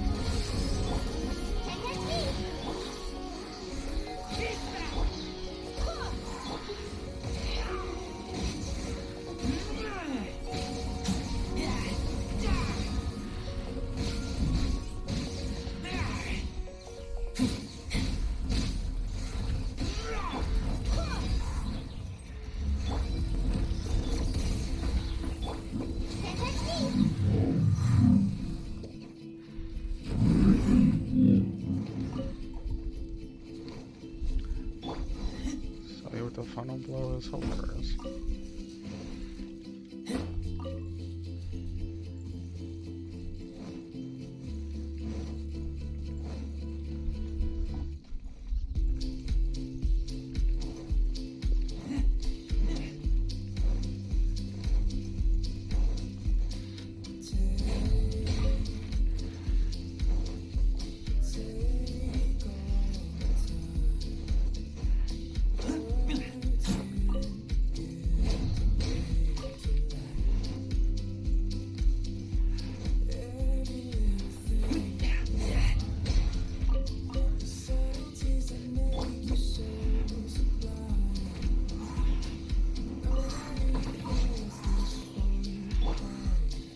Ever seen one of these? The hunt is on.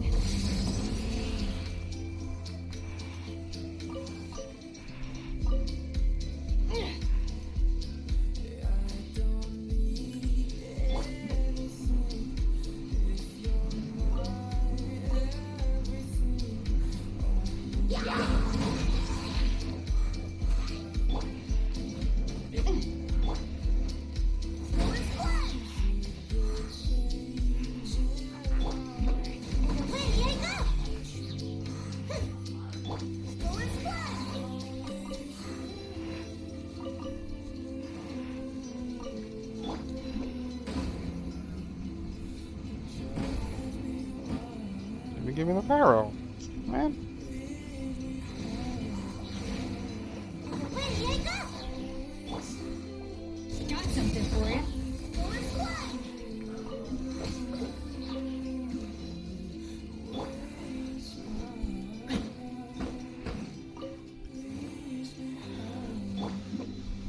Can't be that helpful. It's just gonna not work.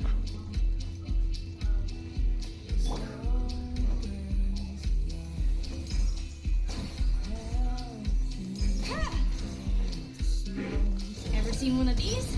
This is a new one. Ready, I go!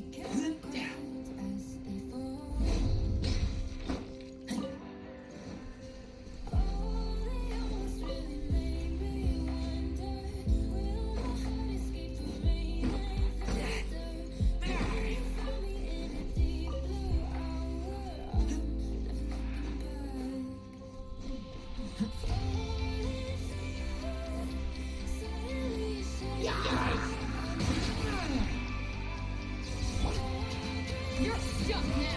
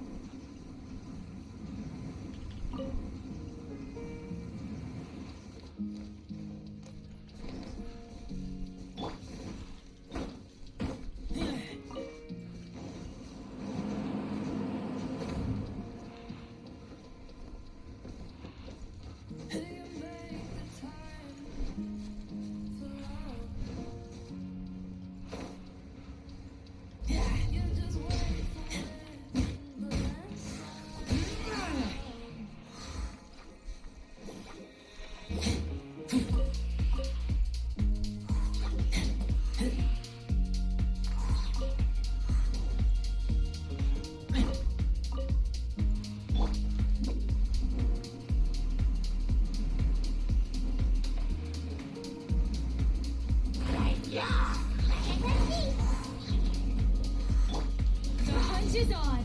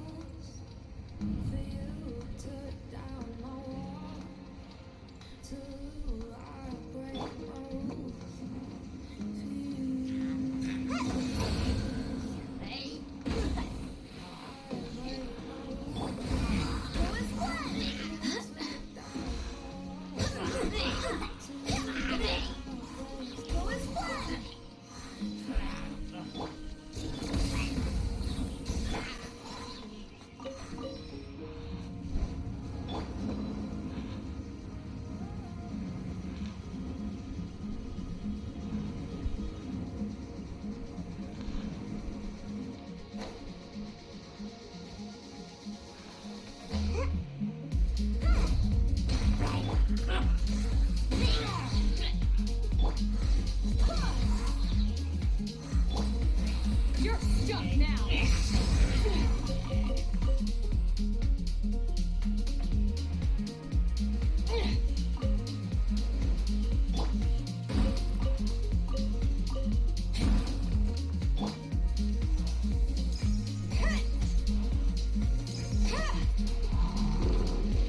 Got something for you.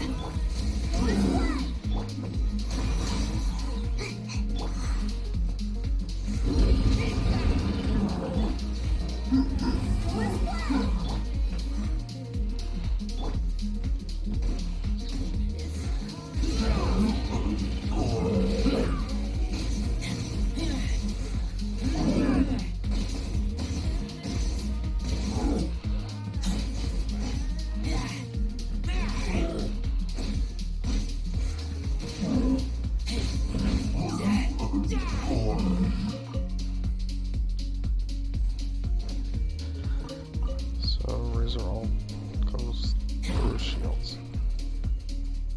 Okay.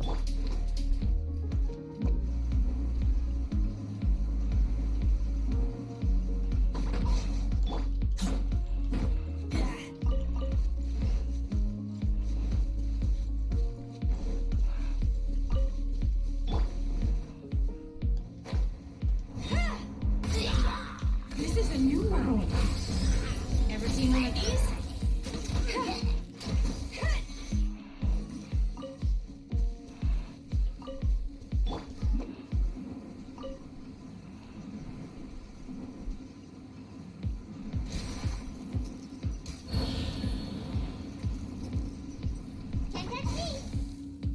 Still where you can't roll off a cliff.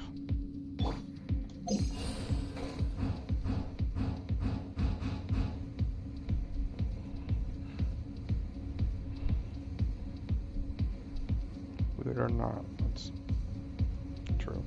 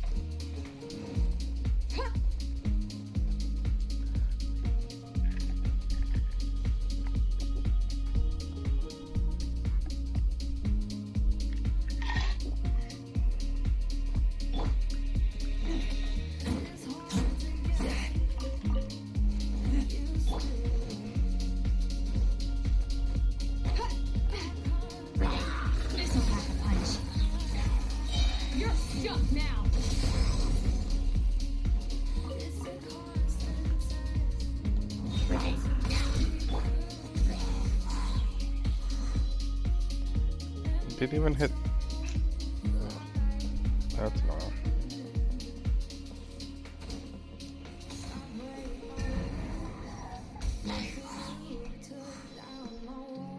Only. How is that only doing 4K damage? Oh, whatever. This is a new one.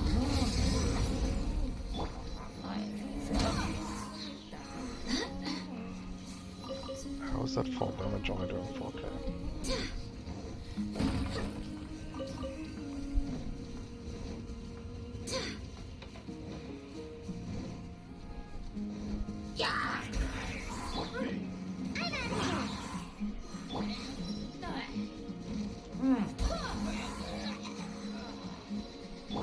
Ever seen one of these?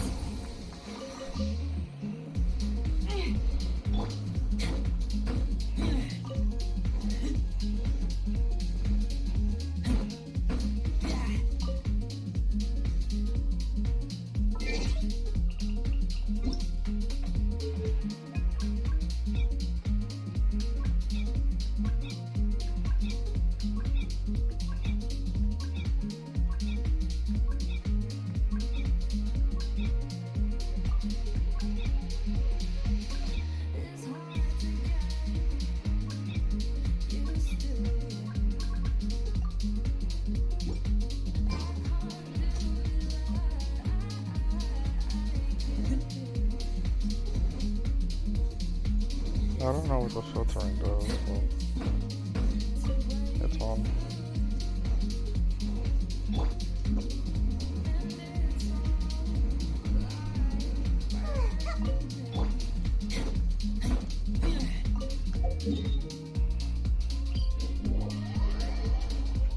Not sure if it does anything, but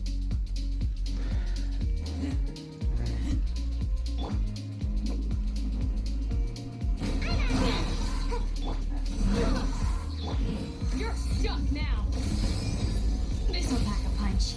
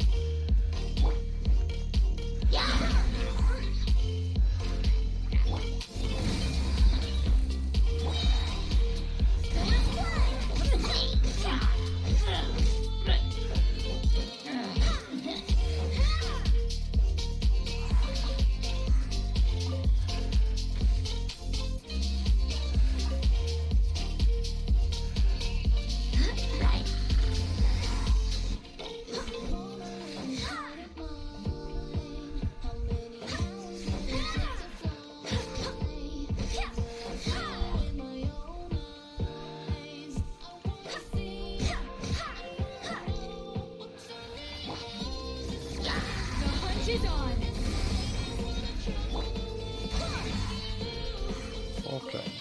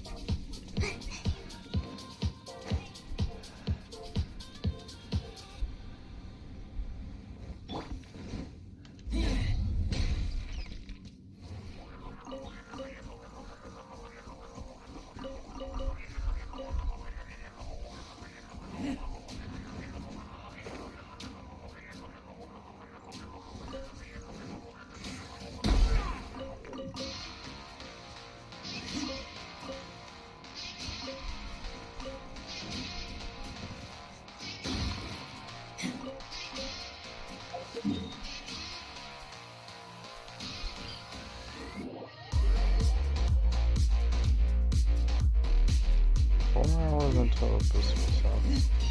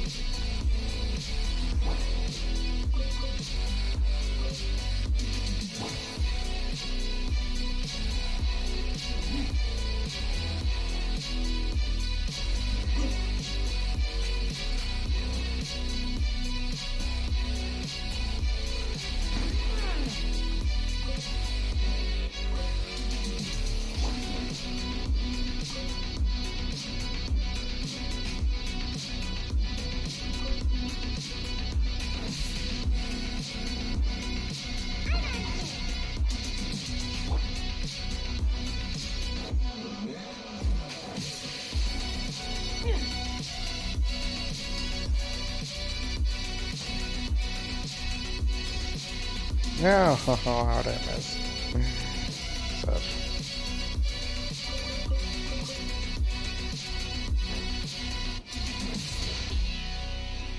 That blue button is.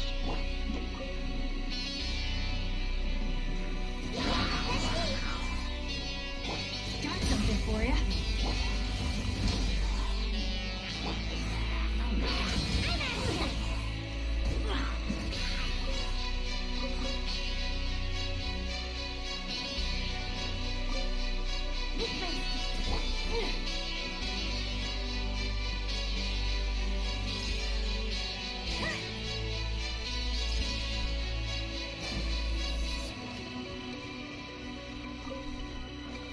It literally phased through the road.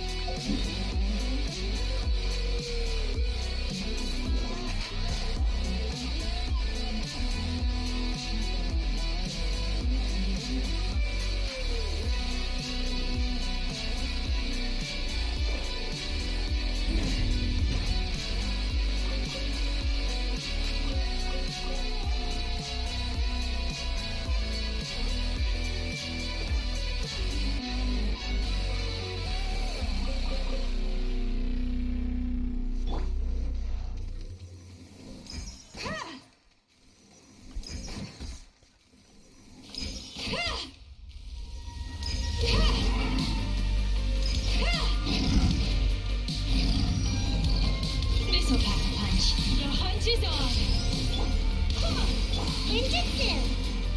Away I go! I swear by my sword. Kick back!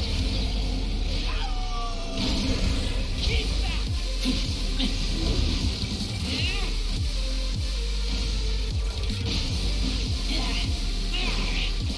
back! Kick back!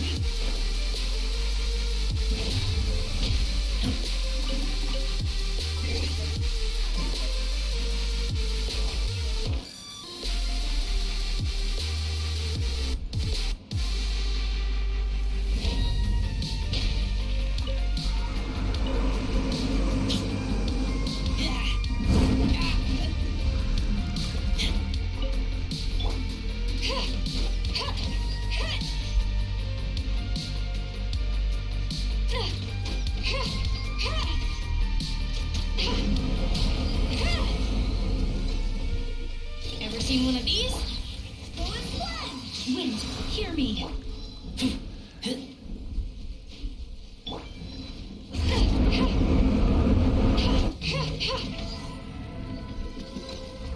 The hunt is on.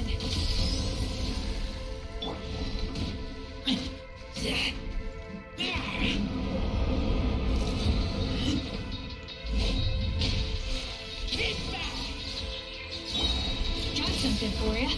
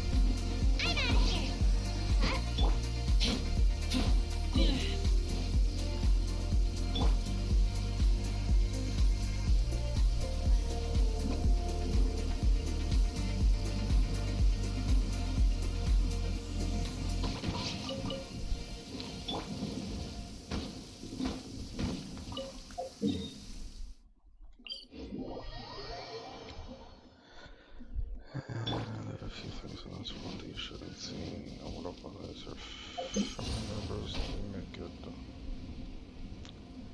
Really wish there was a doing that. There was a shit.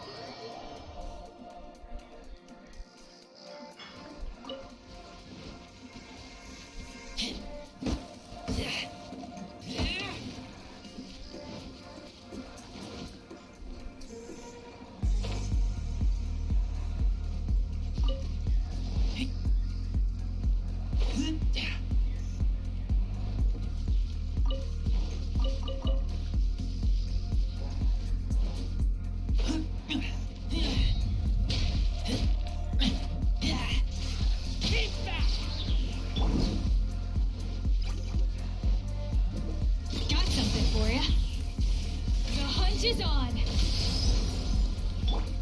Bullet splash!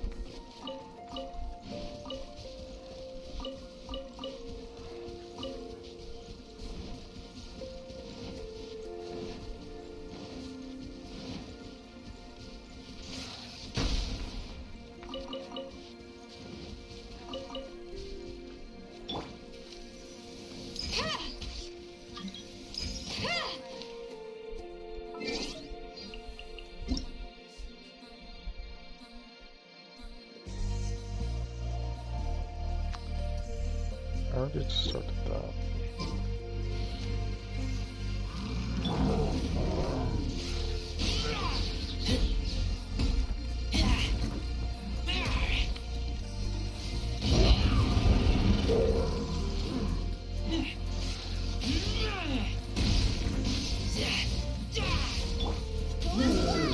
Got something for you.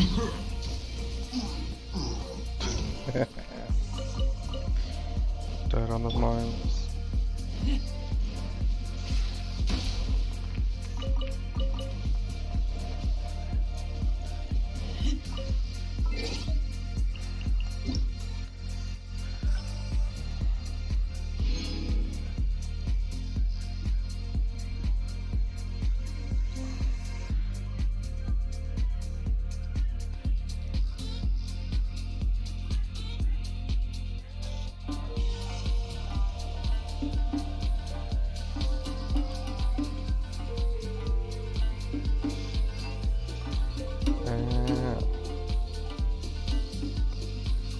So there's missing. Just that the event wasn't working correctly. Oh. Cool.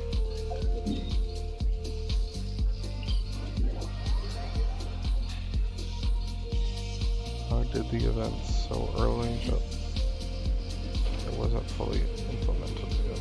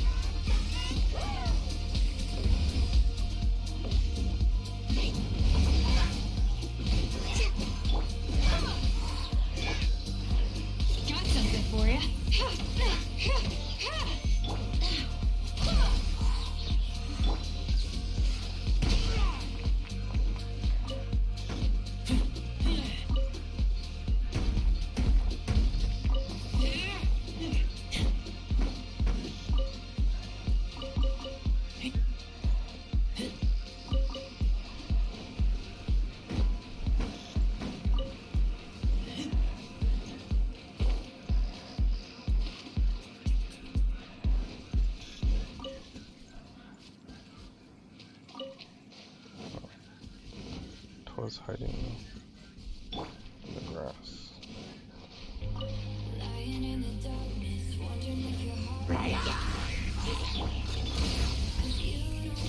The hunt is on! Go and play!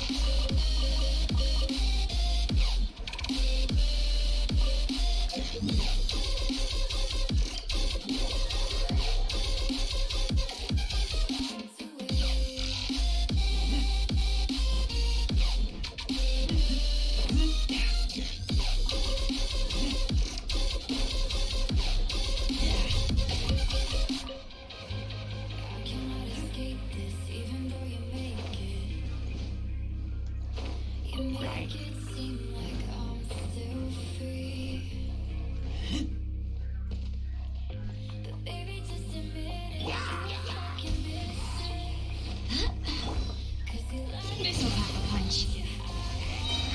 You're stuck now!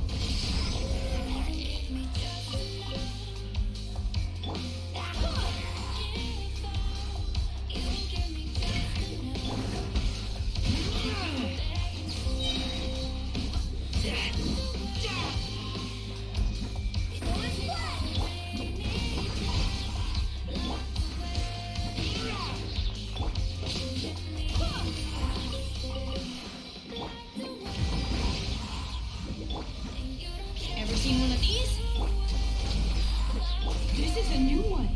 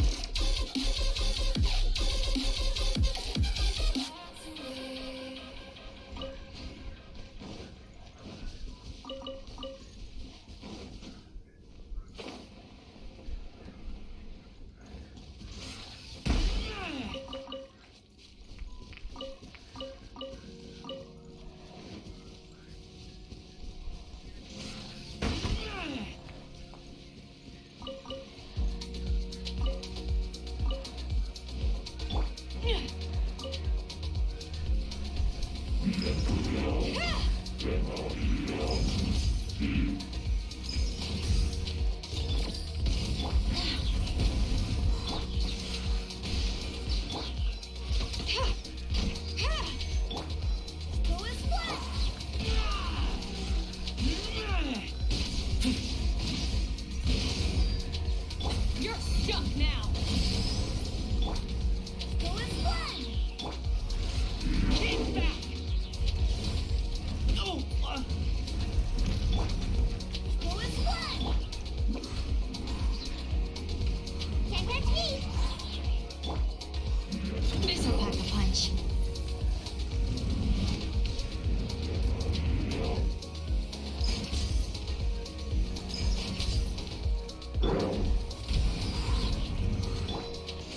kick back!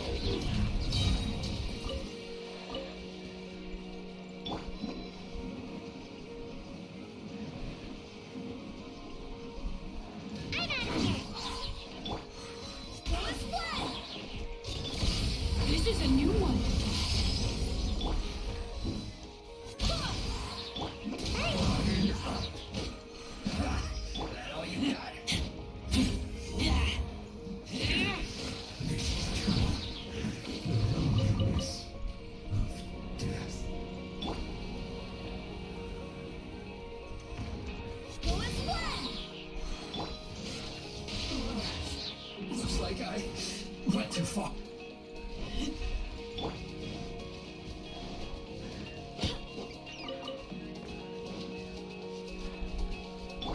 Ever seen one of these? The hunt is on. Going flat. You can't run. Well, Can't catch me. I miscalculated.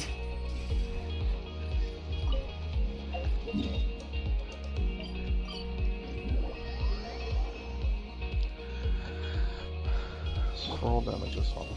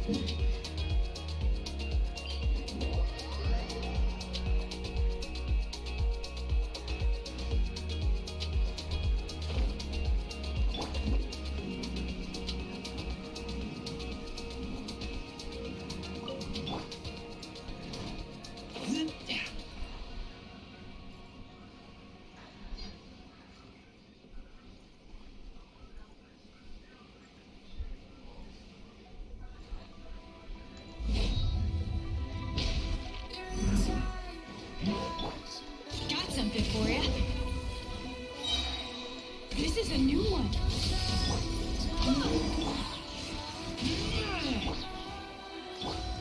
Can't catch me. Kick back.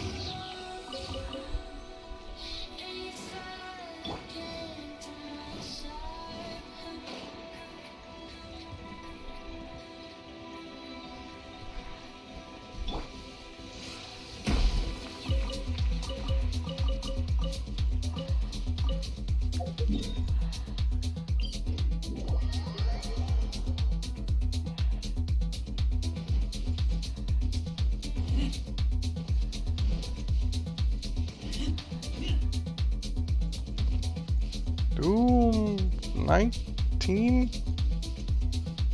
Shit.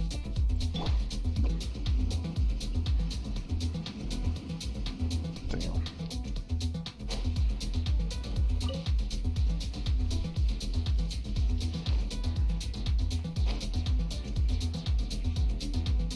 HP. Good lord. Ninjutsu. Going flat. I swear by my sword. Kick back. Going flat.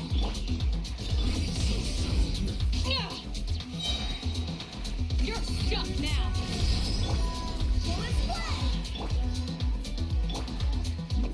Can't catch me.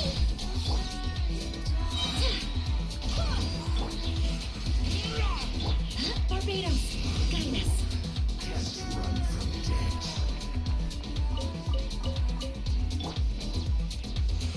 Kick back.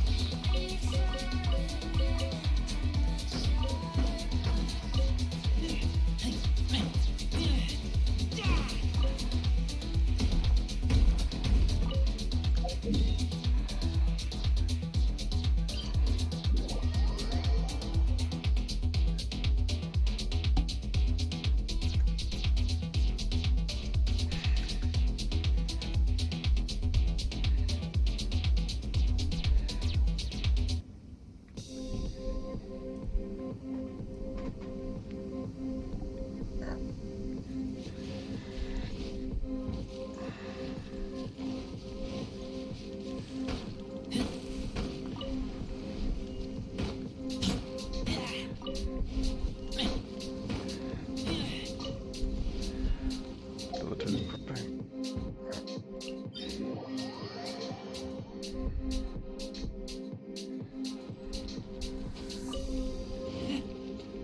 I think the next person I might level after once I get to Razor to find stats. This'll pack a punch. This is a new one.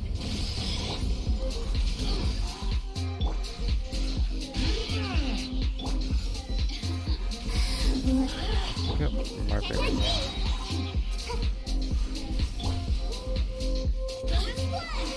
I swear by my sword.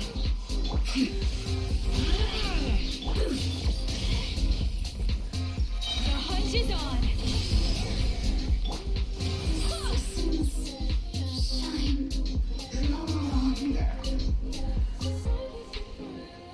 I got my baby along.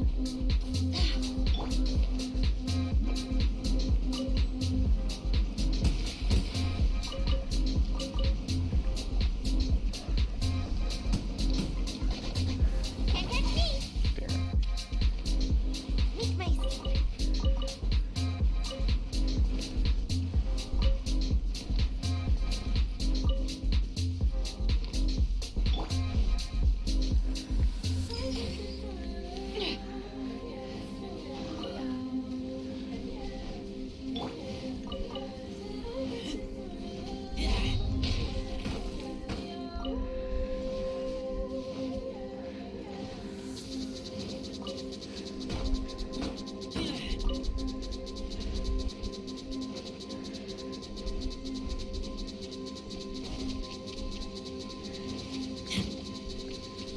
I'm not sure if I want to place a portable waypoint by the Geoboss or not.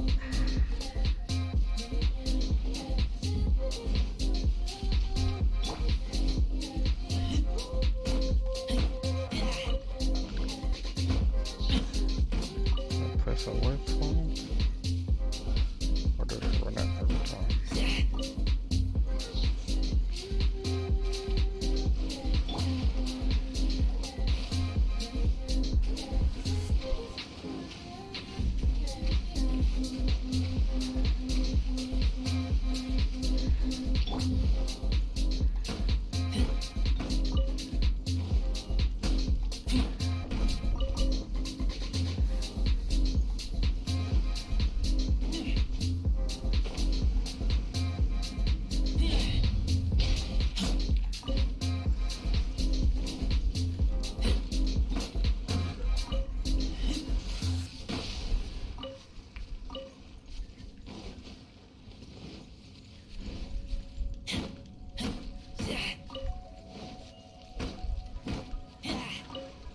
Could start leveling new along and then level the well after.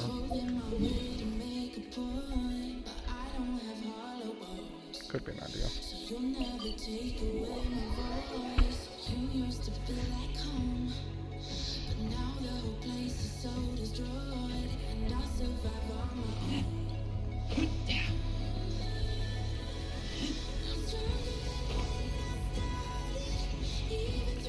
Or should I choose someone else because I'm already using Guang on EU?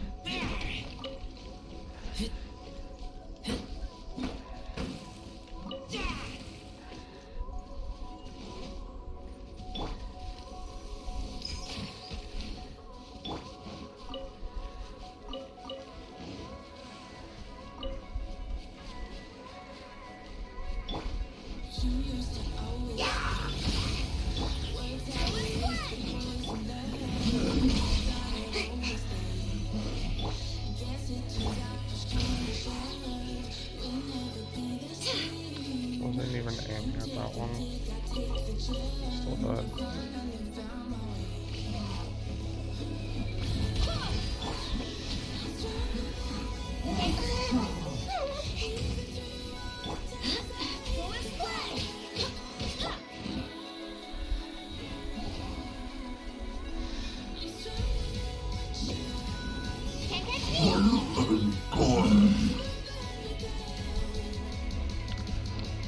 healing is so nice. It's a nice addition after doing a roll.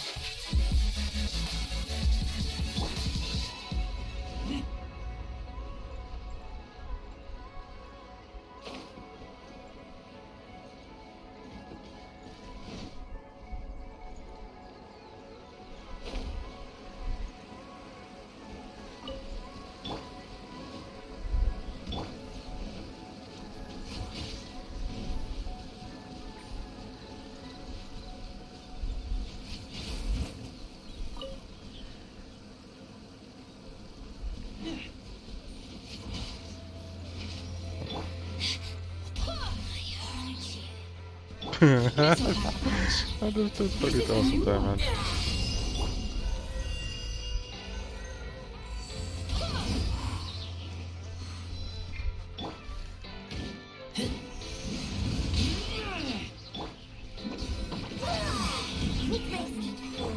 Be gone!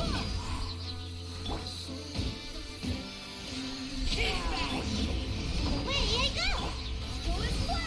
Window, hear me. The hunt is on. Out of my sight. This is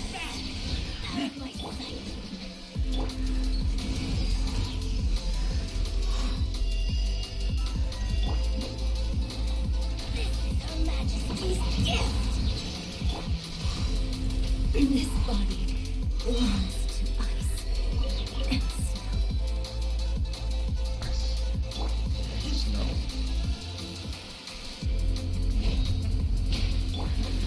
Let me try my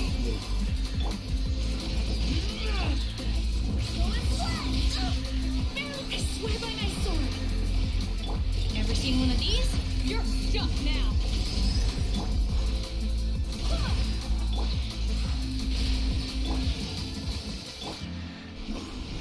Away I go! This will do!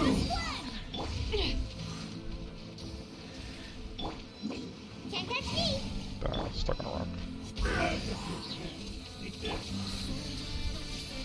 Got something for ya.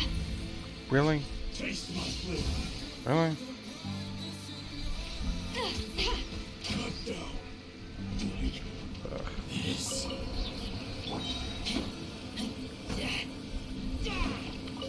Could have been death by bomb, but nope. Aiming mechanics suck.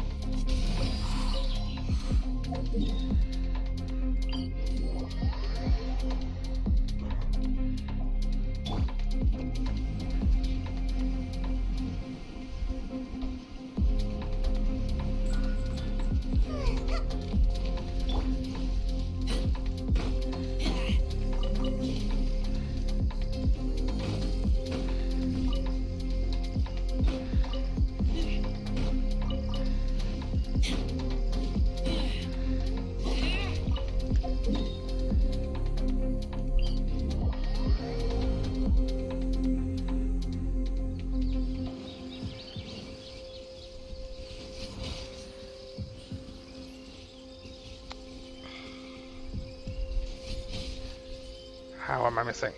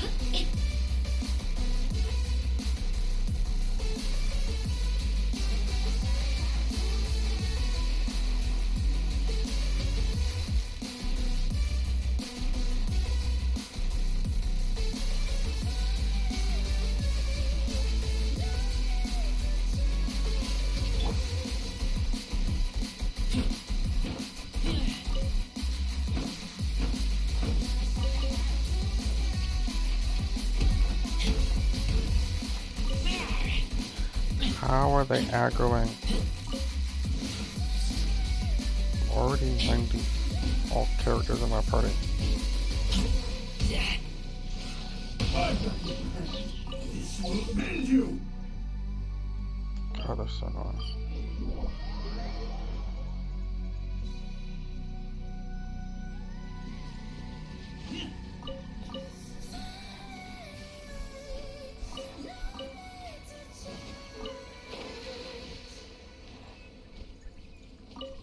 Don't we do that?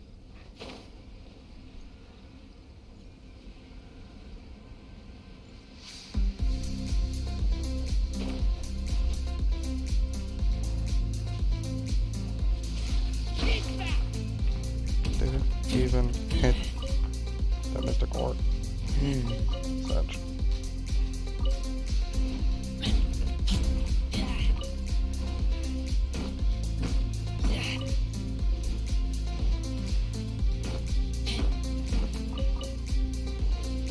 What if there's a character that could one-shot auras? Like, with like a normal attack. Could that be Ito? That would be cool.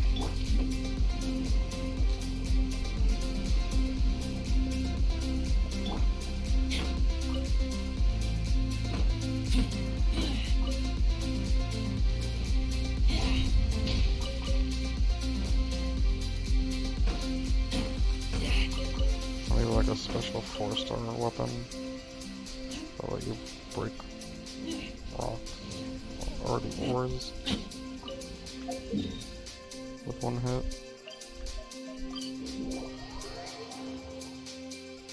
Could be a good idea.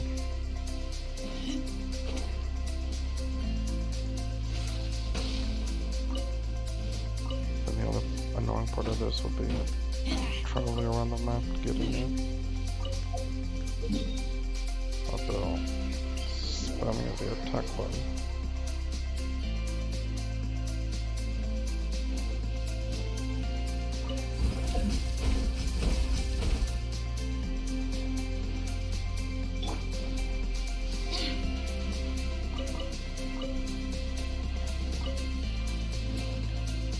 Hahaha, I don't do it too late for that.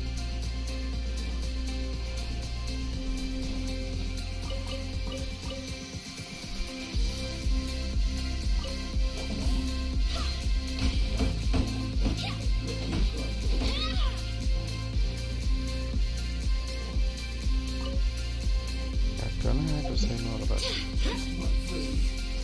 Can't use that combat. Really? Oh my god. Oh, how does my attack off?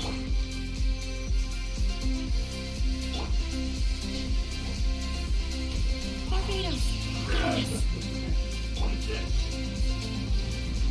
Ever seen one of these? This is a new one. Away I go! Come on now!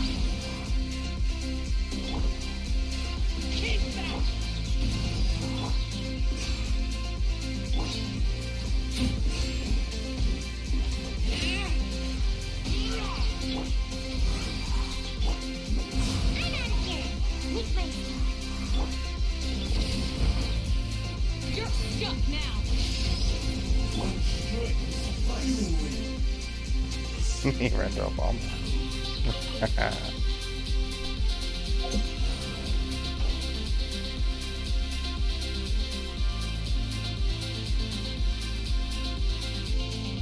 Not calculated, but hilarious either way.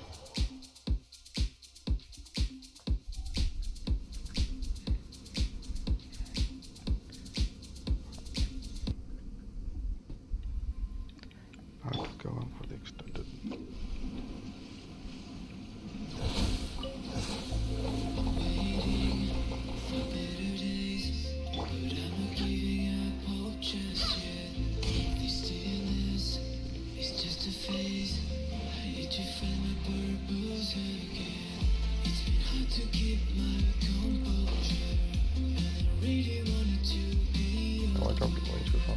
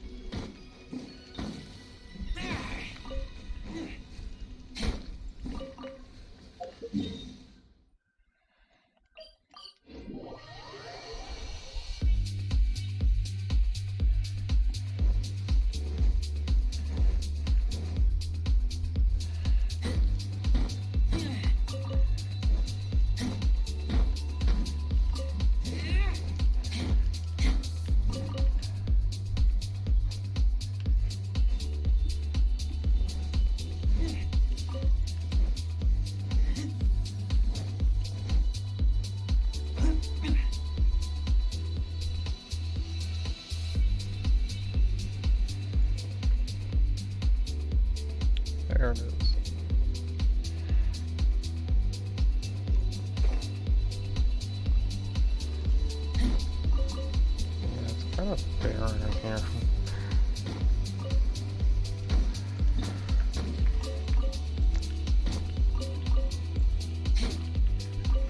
Kinda sucks in here.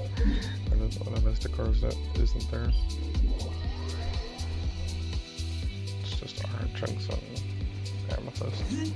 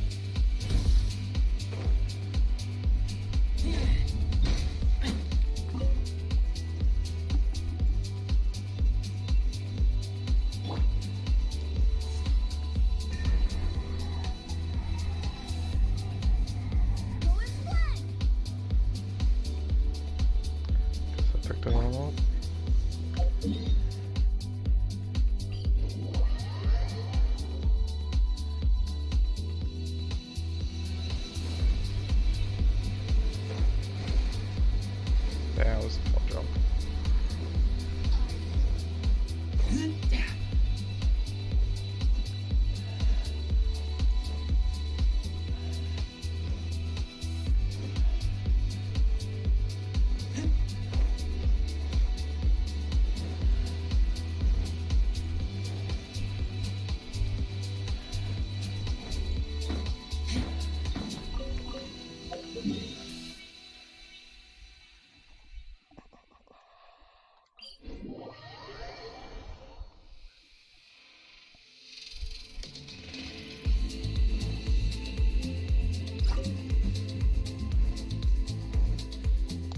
It was about... Oh my god. Stop climbing trees. Run away.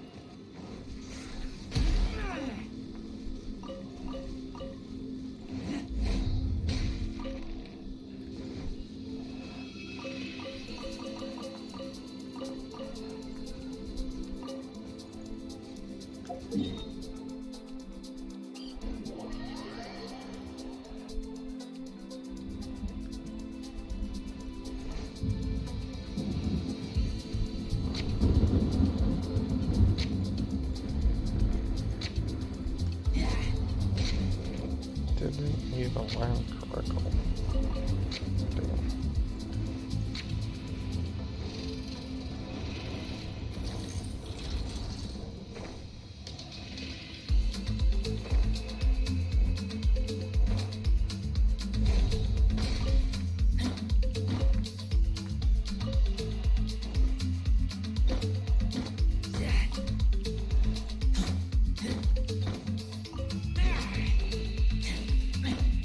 Damn.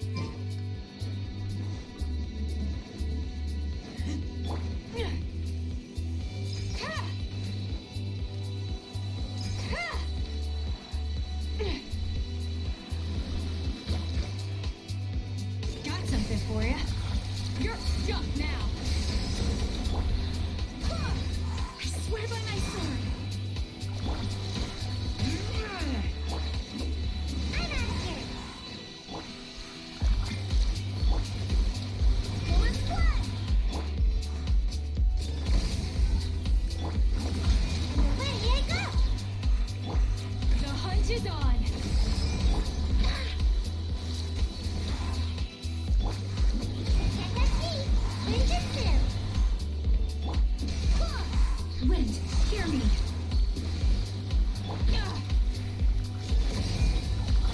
Bullet splat!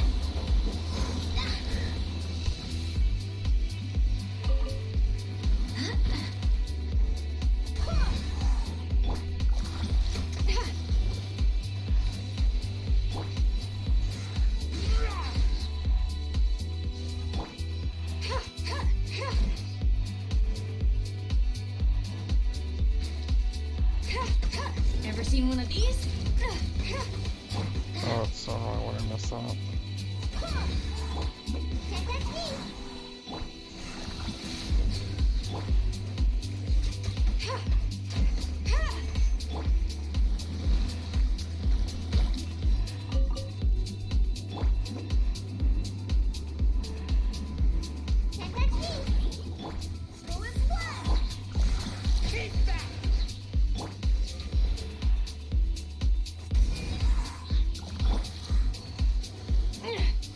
Got something for ya.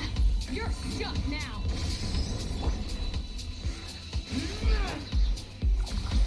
I swear by my sword.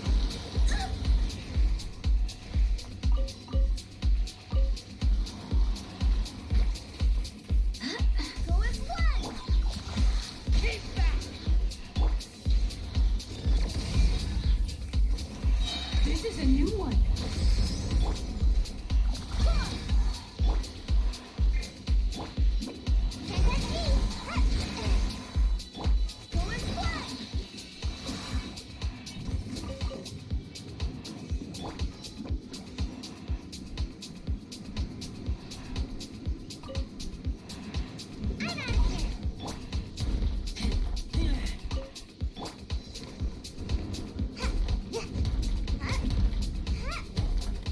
Even with the gene boost, it's still slow.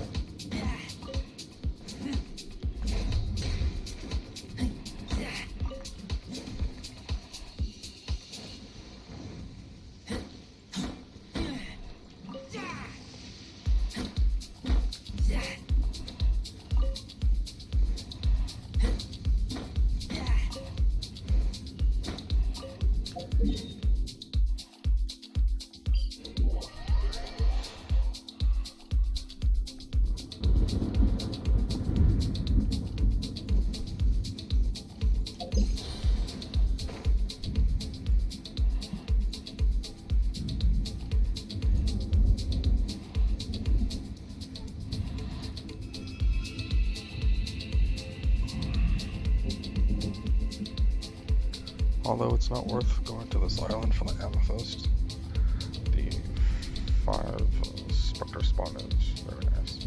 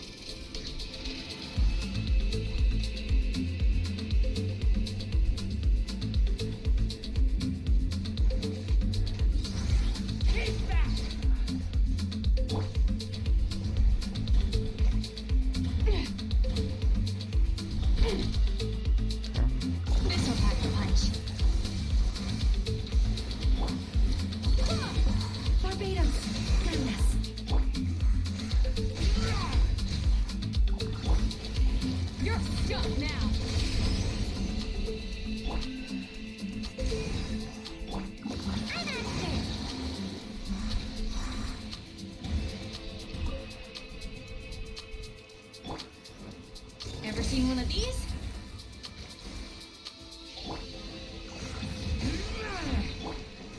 Bullet splat! Can't catch me!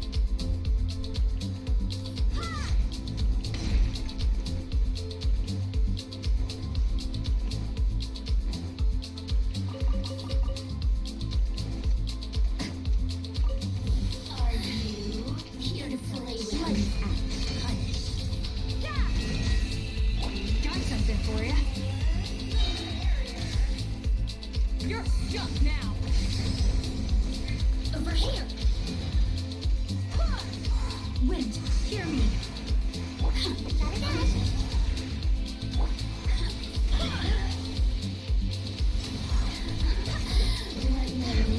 Look at me.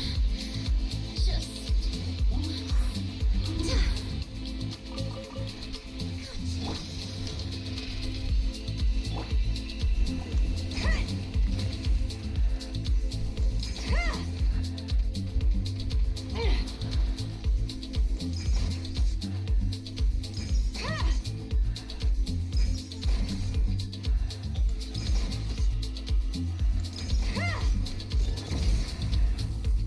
Why doesn't that aim correctly? You can't run. Punishment.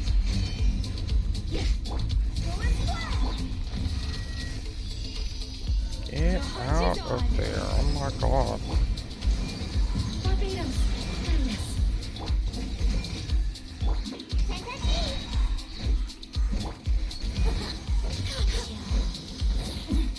Winter.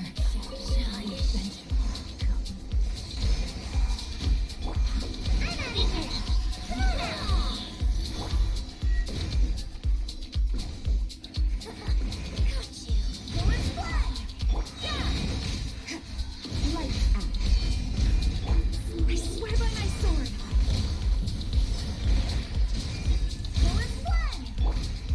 Judgment.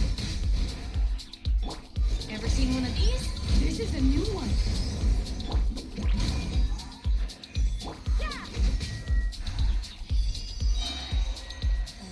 Shiver.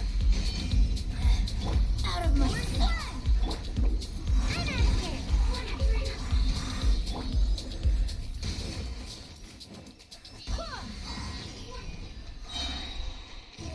Wind, hear me.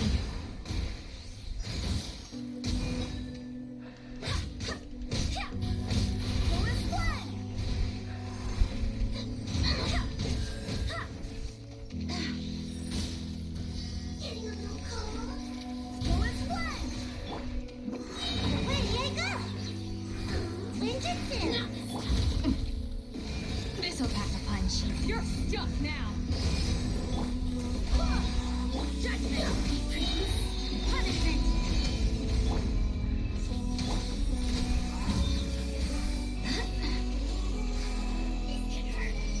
I swear by my sword.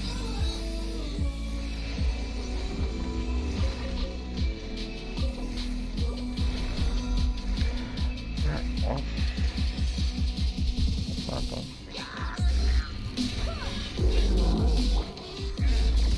The hunt is on.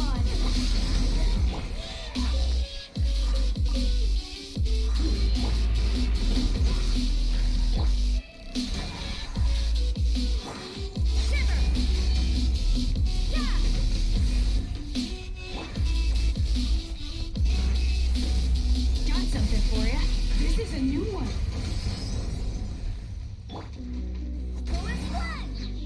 Barbados. Kindness. Judgment.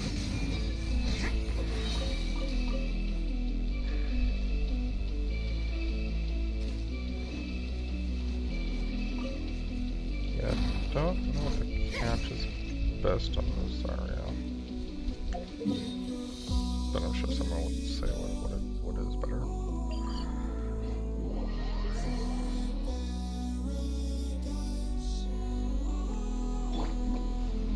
We're gonna call it here for tonight. Not really much to do. Well,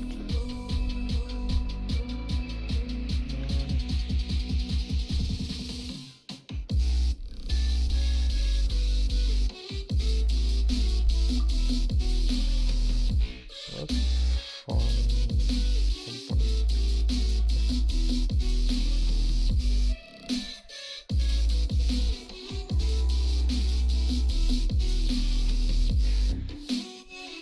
Let's do a live.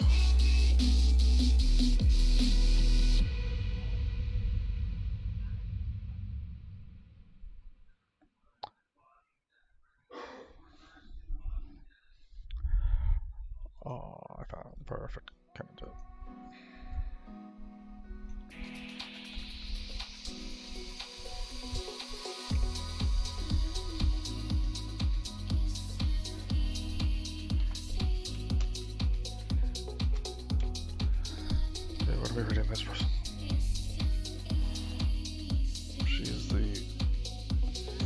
voice actor for Ganyu.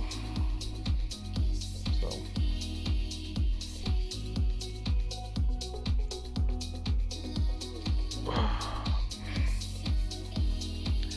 Hope you guys enjoyed today's stream. I will be live again tomorrow. I'm not sure if I want to go live early in the morning or wait till the afternoon. We'll see. But until then, hope you have a wonderful day now, morning, evening, afternoon. I will see you tomorrow when I wake up. Great time without me. Later.